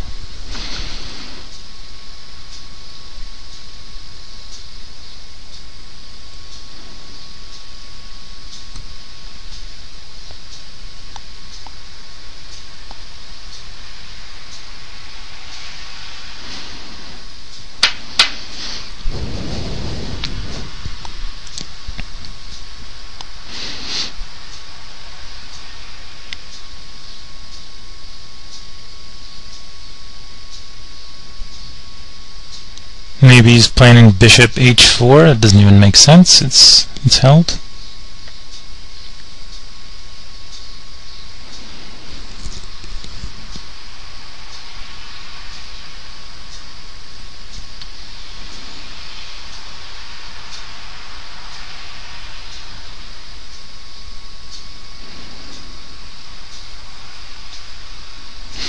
His bishop is better than my knight, so I don't mind trading it. How do I feel about rook e8?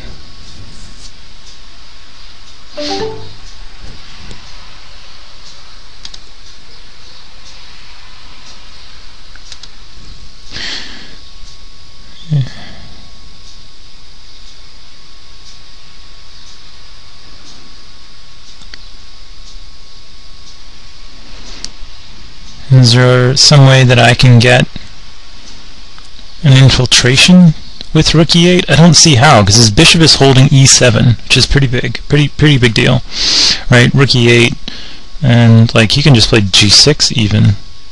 I'm like, okay, now what?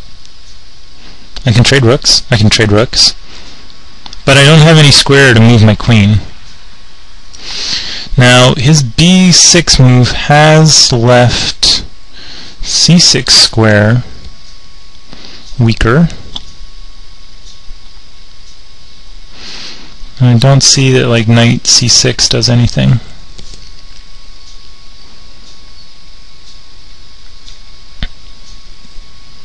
I guess I can force his bishop off. Let's go with knight e5. I don't have tons and tons of time, so I'm kind of playing a little bit quicker, but I'm sure I still have drastically the better position. And now if he takes, I'm going to take with the rook.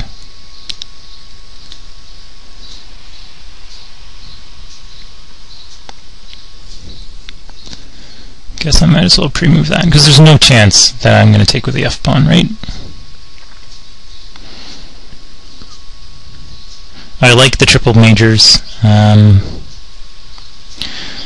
like taking with the f-pawn only makes sense if I could get somewhere with my e-pawn, and my feeling is like I'm going to have to push e6, he's going to play fe, and I'm going to be developing his useless rook on e8. So I don't really want to do that.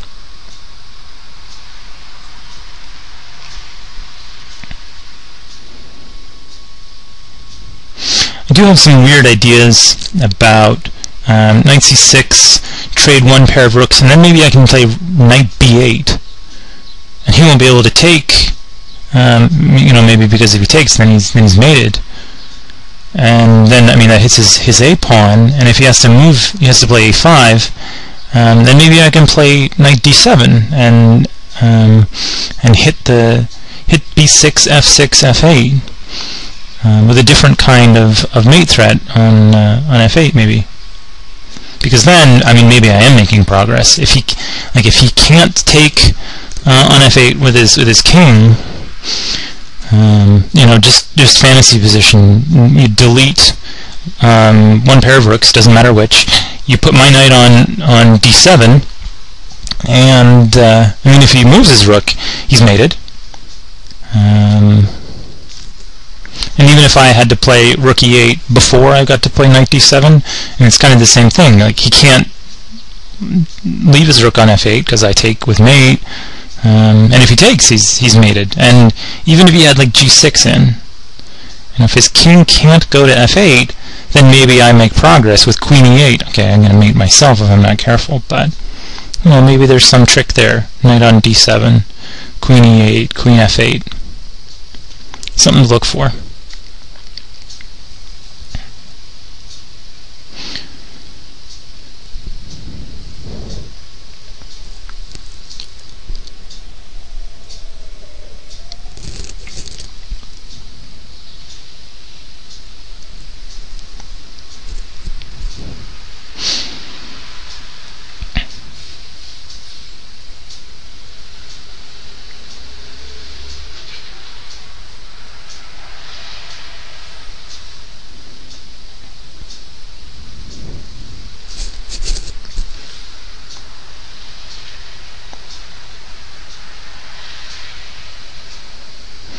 Doesn't look like knight d7 immediately is any good. He just takes, and when I play rook e8, he plays rook d8.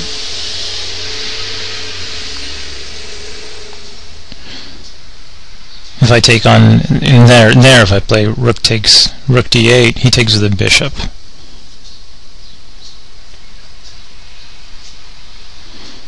And then, you know, when I play rook e8 again, like I have no threats. I'm just down a piece.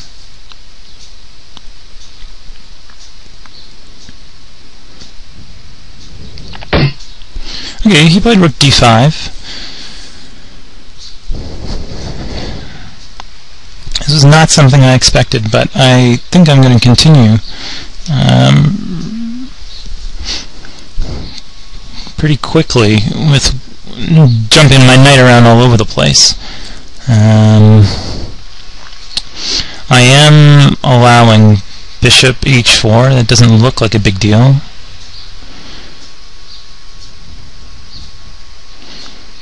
So what happens if I play knight c6? Yep, knight c6.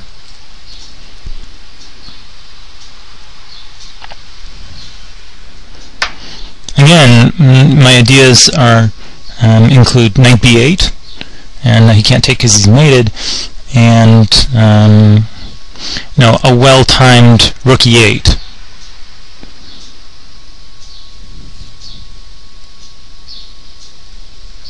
As if I play rook e8. So knight c6 stops his d5 rook from going right back. So if he plays like rook d6, I think I'm going to play rook e8. And he can't take my knight because I play rook takes rook, king takes rook, rook e8 mate.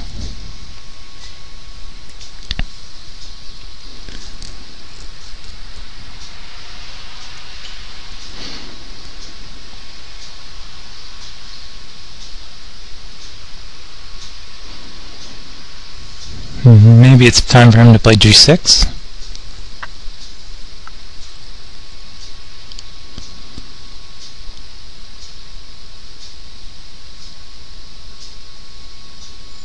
g6, rook e8, I guess. And still, like I like the idea of knight b8.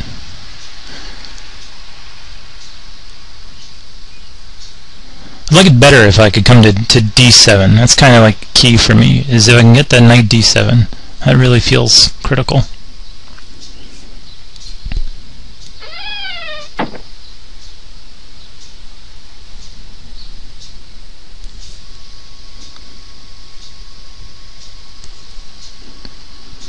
And certainly, again, this is nothing committal about knight c6. It would be perfectly fine for me to go right back to e5.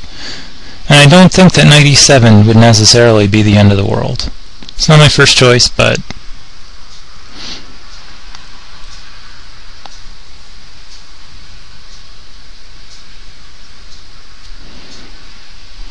does he have any counter threats? Not yet. He needs to do some weird stuff to get any, like queen h6, rook h5.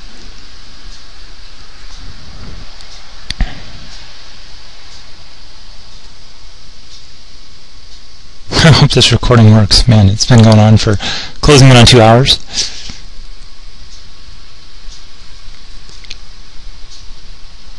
He's got 6.5 minutes, and I've got 8.5 minutes on the clock. Okay, g6. Okay, so I was mentioning I think this is responsible. This gets out of all kinds of the back rank mate ideas.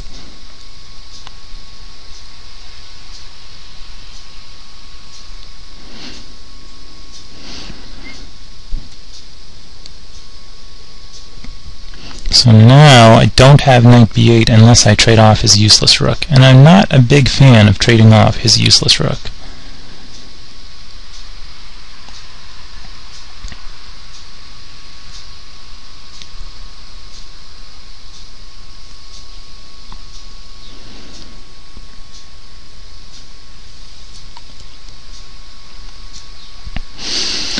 I see that those dark squares are extra weak now, and now maybe, I'm not sure, but I could trade his bishop with knight e7, and then I can play like queen c3 ideas and own the dark squares. Maybe that just induces him to clog with f6, but even that is productive.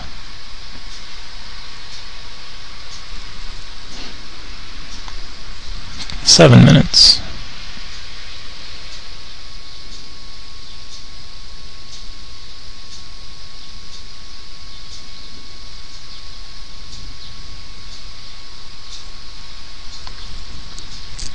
Is there something potent about having my rook on e8?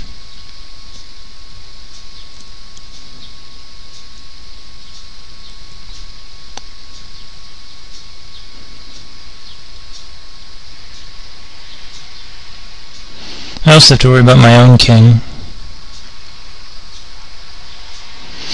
I think I like knight e7, and I particularly like ideas that including like doubling on the 7th.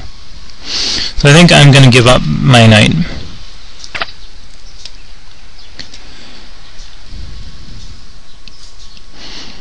I don't think there's any way he can sacrifice the exchange.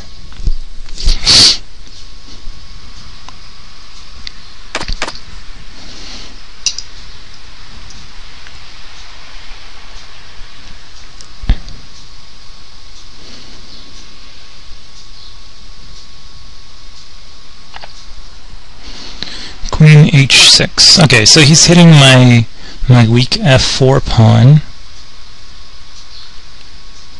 He's also making room for rook h5.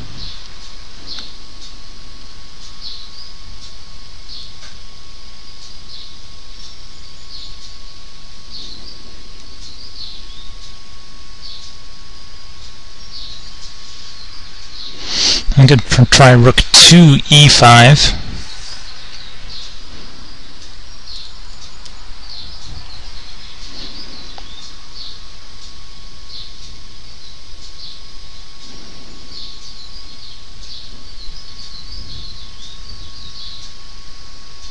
And then after rook takes, I take with the queen.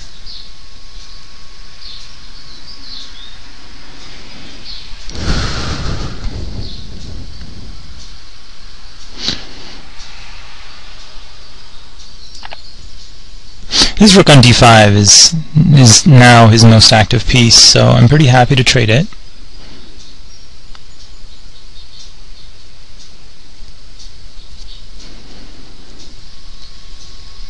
I think on rook e5 I take with the queen.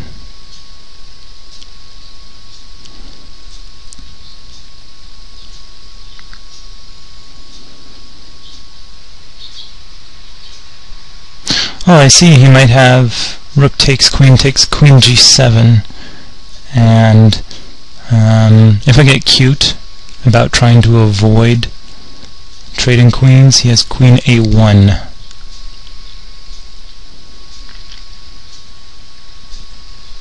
But I don't see any reason why I should be afraid of trading the queens here. I mean, I'm up one pawn, and my rook is profoundly better than his. So rook e5, queen g7, king f2. Maybe actually I'll take them myself. Queen takes g7, king takes g7, king f2. And then like king f6, I play like rook b7.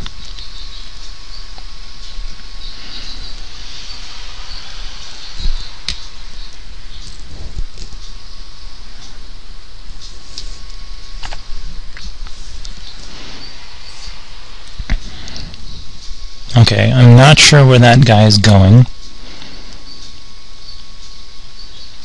And I think I can happily play g3.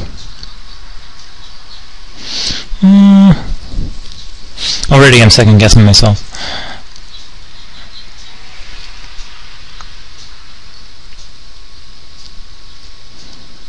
I think g3 is fine, and it gives me a luft, so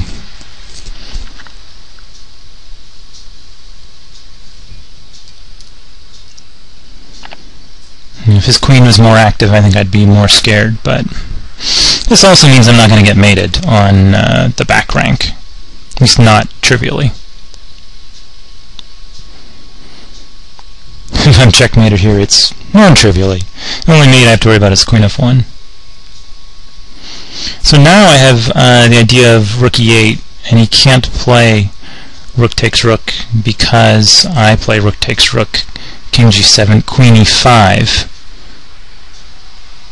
And no, he's still fine. He can play rook f6. Maybe there I just play g4. And his rook is dead.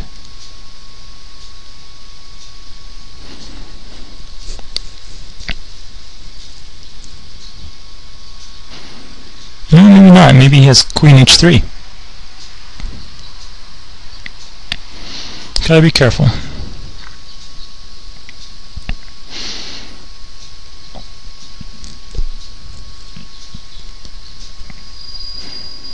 Yeah, maybe that's not so good.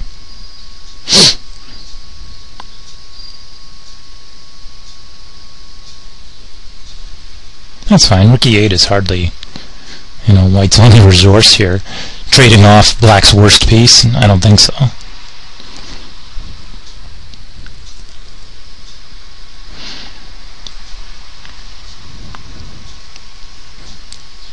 So the black queen is pretty useless here, which is good. I'm happy about that.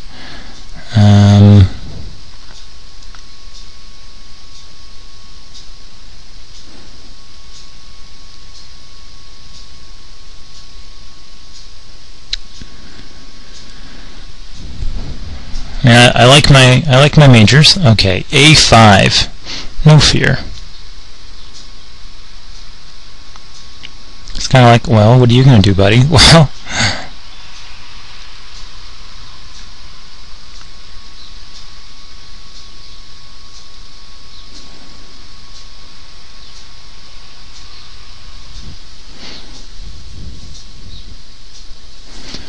King g2.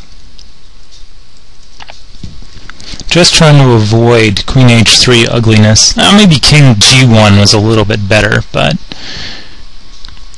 might as well control the f3 and h3 squares.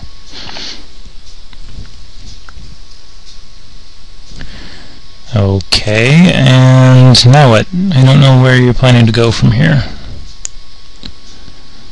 Now I can play rook e8 because he can't take. Yeah, just 7.5 minutes. Rook e8, and he can't take because he loses his queen. So rook e8, what? Rook d8? No, that forces a trade of all the pieces. So I'm going to play rook e8. No checks?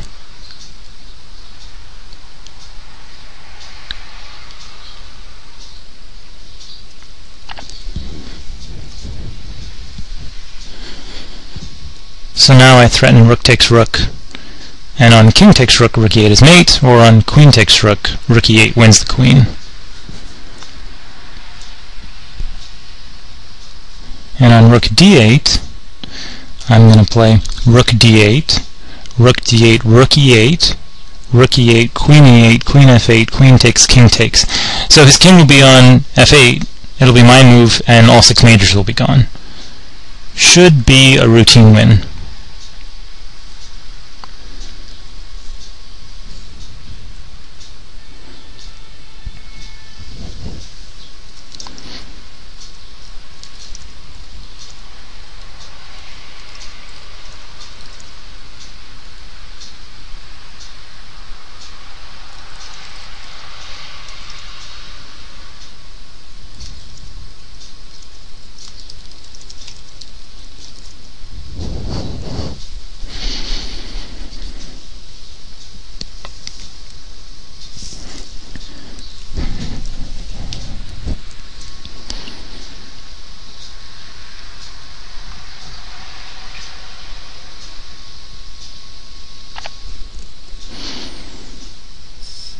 Queen f6.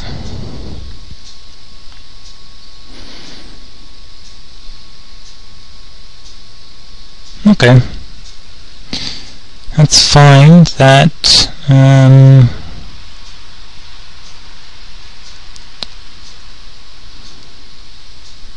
not sure what he can do here. I mean, he's still so tied up. I think I'm just going to play king f3.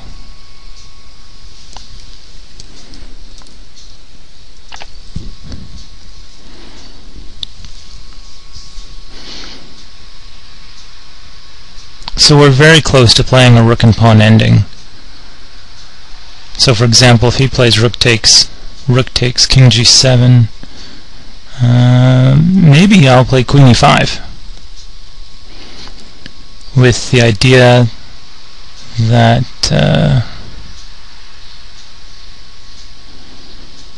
take with a pawn maybe.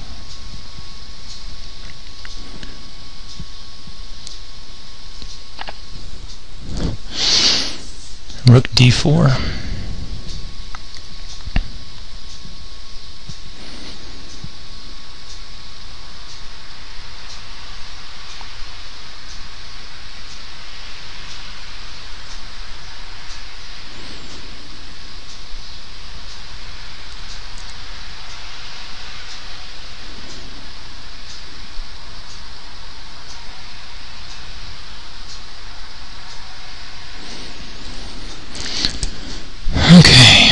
Okay, rook f8, king f8.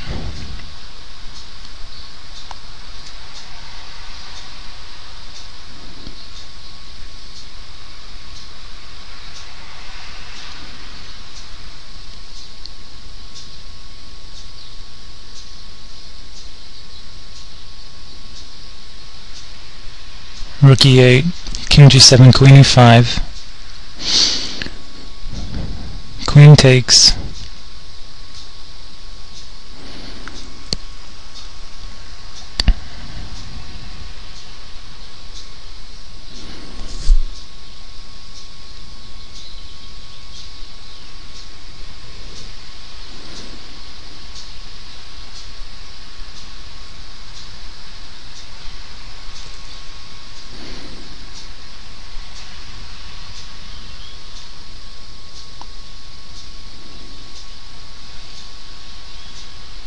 He does have queen c6 check.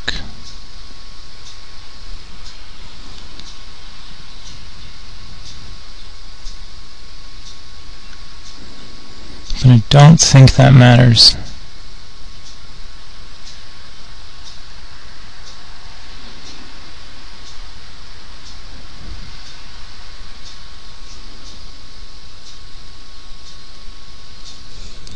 Six minutes.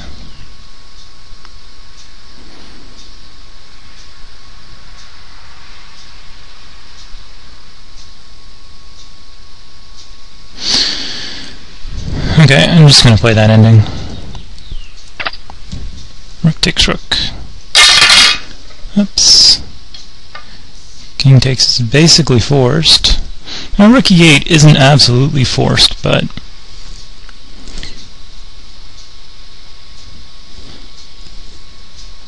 think I like getting the queens off.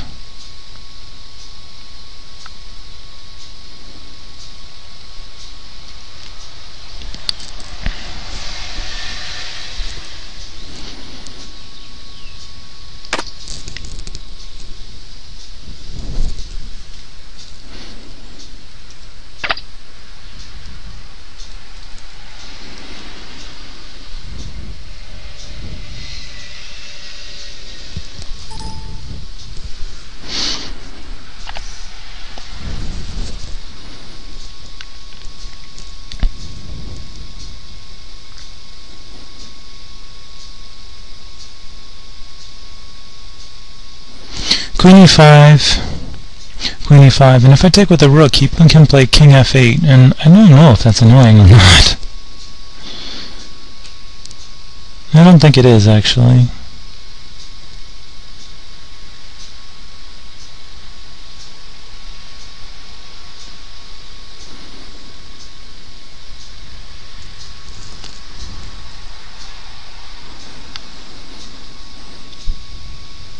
Now, I do have to be careful that I don't donate my rook.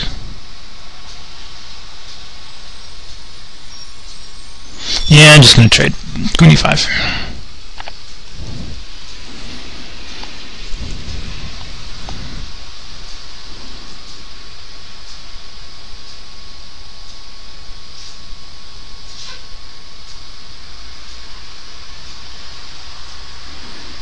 So now I'm threatening rook g8.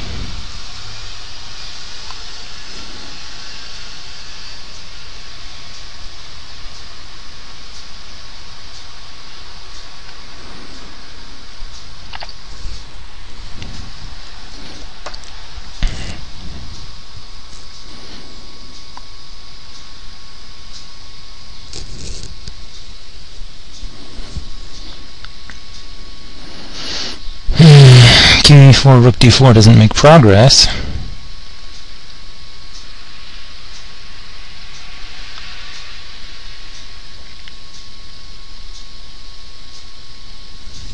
But I think I should offer the repetition anyway. The queen is still pinned. Oh, can he play rook e6? If I play king e4, rook e6? No, I just play rook takes.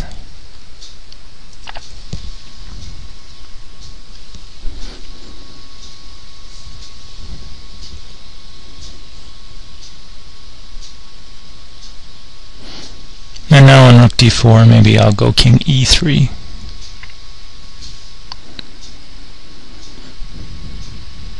Just a small difference.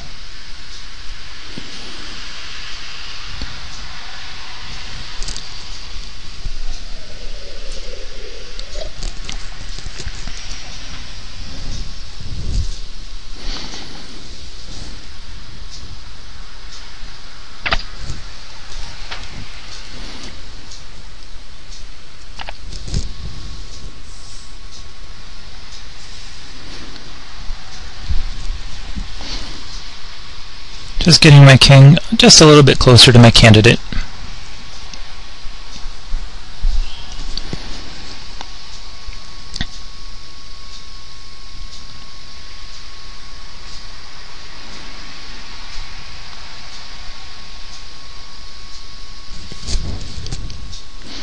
Maybe c3.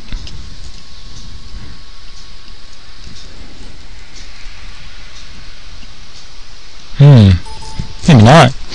Maybe I should walk the king through.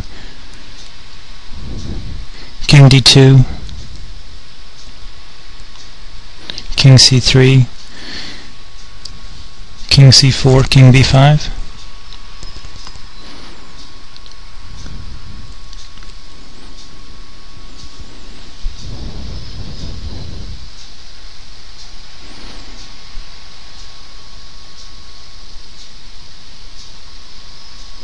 I do like the idea of c3 and d4 though.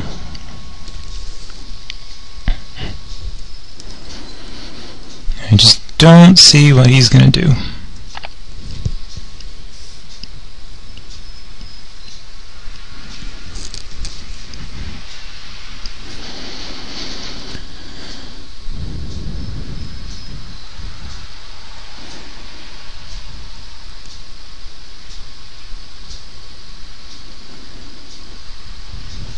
So now with c3 I can look at taking with the f pawn, like queen e5, fe5, and d4.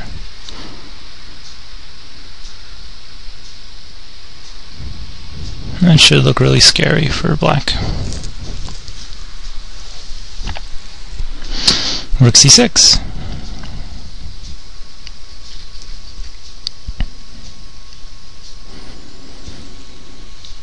I think here I can play king e4.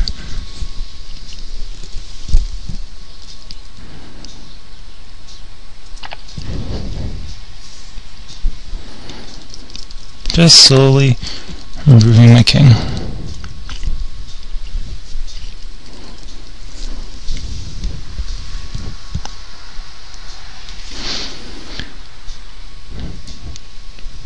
There's no chance that I'm going to get mated here because I can take the queens off whenever I want. Or, I mean, he can take them off whenever he wants, but he can't get out of a queen trade.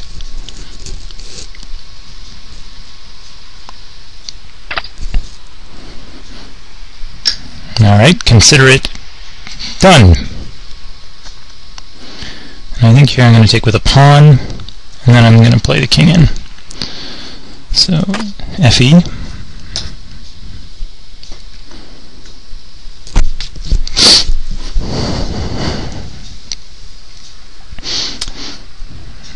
The main point here is I get king d5, and his life is hopefully over after king d5. g5. Oh, that's a cute point. He does have rook h6 here.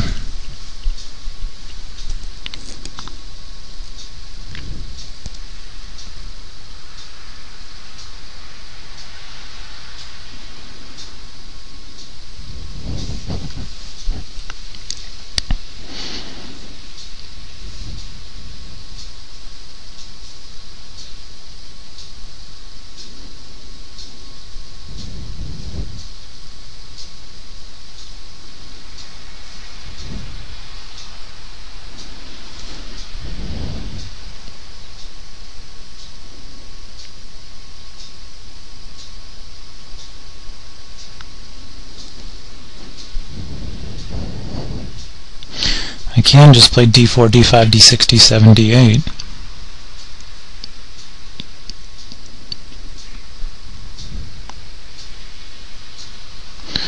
You don't really have to go after the b pawn, which is kind of what I'd been thinking that I was going to have to do. You know, play king d5, king c6.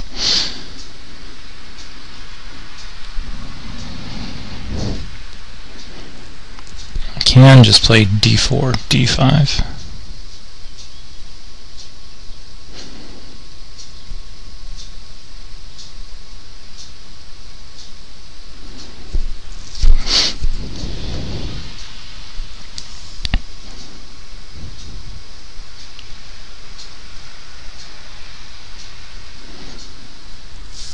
I can also try e6. That looks kind of scary, actually. Not sure that I'm clearly winning after e6. And after d4, cd, cd, he has like rook b3, and he's like getting counterplay. Maybe not enough though. d5, rook b3, d6, rook b4, king I don't know where, king e3, probably defend the, oh, you can play rook d4. Yeah, d4, cd, cd, rook c3, and if I play d5, rook b3, d6,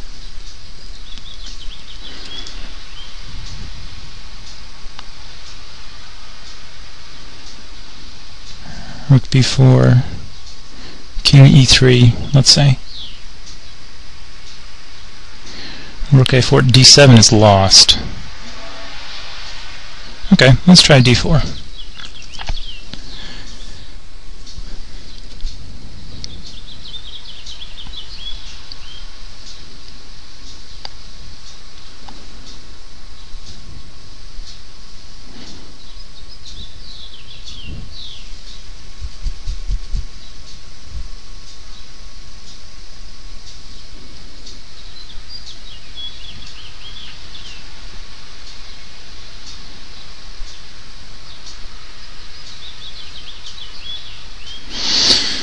So now I'm going to play d5, d6, d7, d8.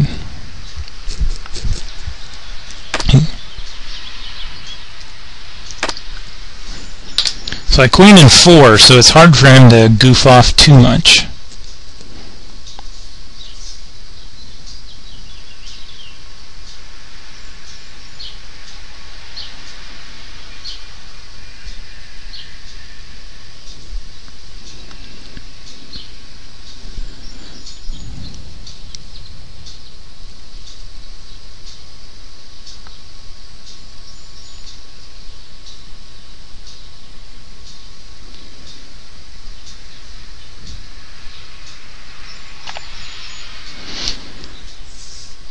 Rook c2.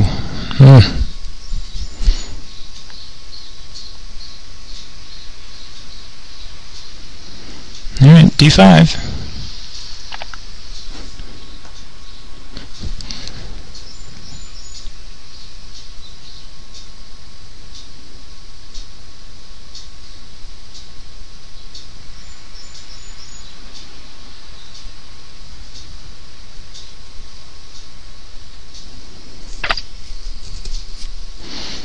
Rook e2 check.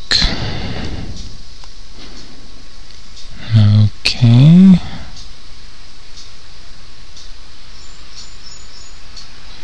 I think I go to d3 here.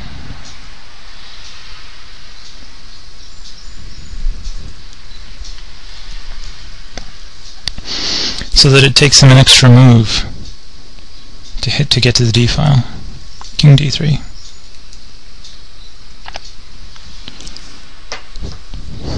So rook h2, d6.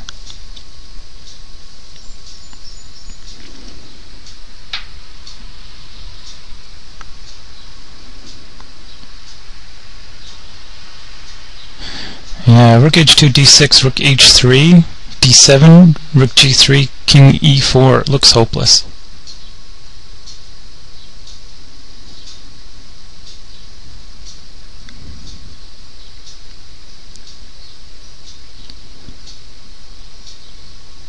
Do you have any other ideas here?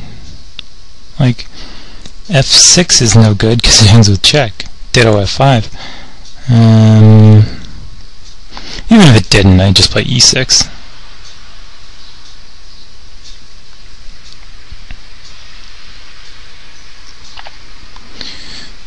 Rook e1, yeah, well, king d2. Oh, that is interesting. If I play king d2, he plays rook e4.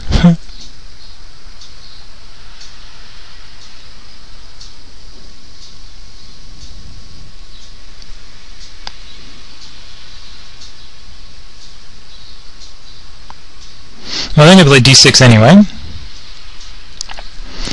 Can't be a bad move. It's when I play d7 that matters.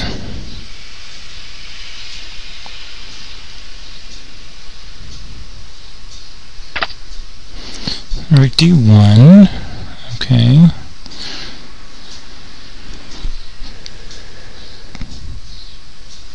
Now, do I run after which side?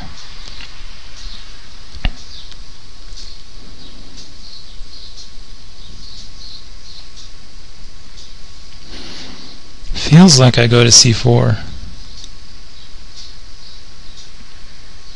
Yep, let's go king c4.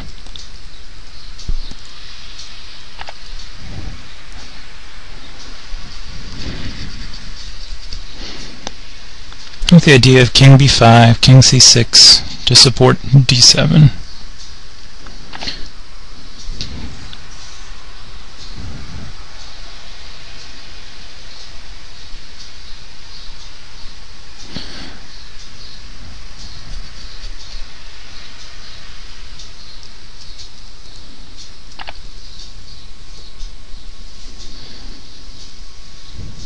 And I can hide my king on e7 if I have to.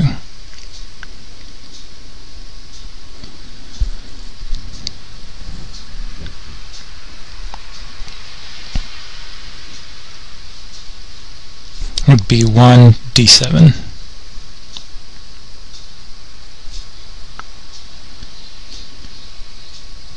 Yeah, I guess that's clear.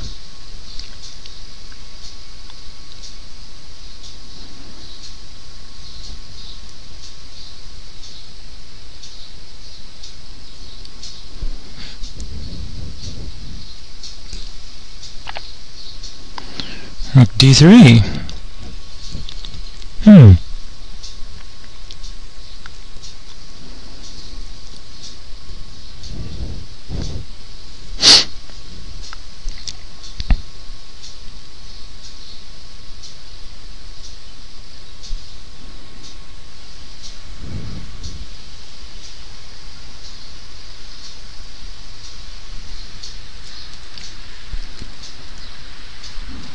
I don't think I want to wait even long enough to take on b6. Now I'm immediately threatening d7, d8. And I can even hide my king on b7, but it doesn't look like there's any point in that.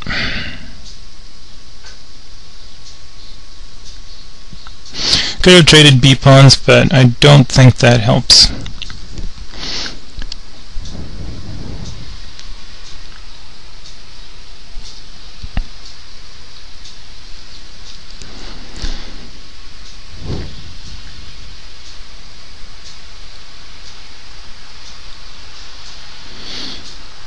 So now, like rook c3, I'm going to play king b7. And then on rook d3, I'm going to play king c8. King c7. That's fine. Yeah, rook c3, king b7, rook d3, rook c7, rook c3, king d8. Maybe? Game over. Oh, he resigned. 5 players made 298 comments. So, I guess I'll close down the recording. I enjoyed the game. It was hard. I'm still not sure whether or not I made the right decision with all of the minor piece maneuvers.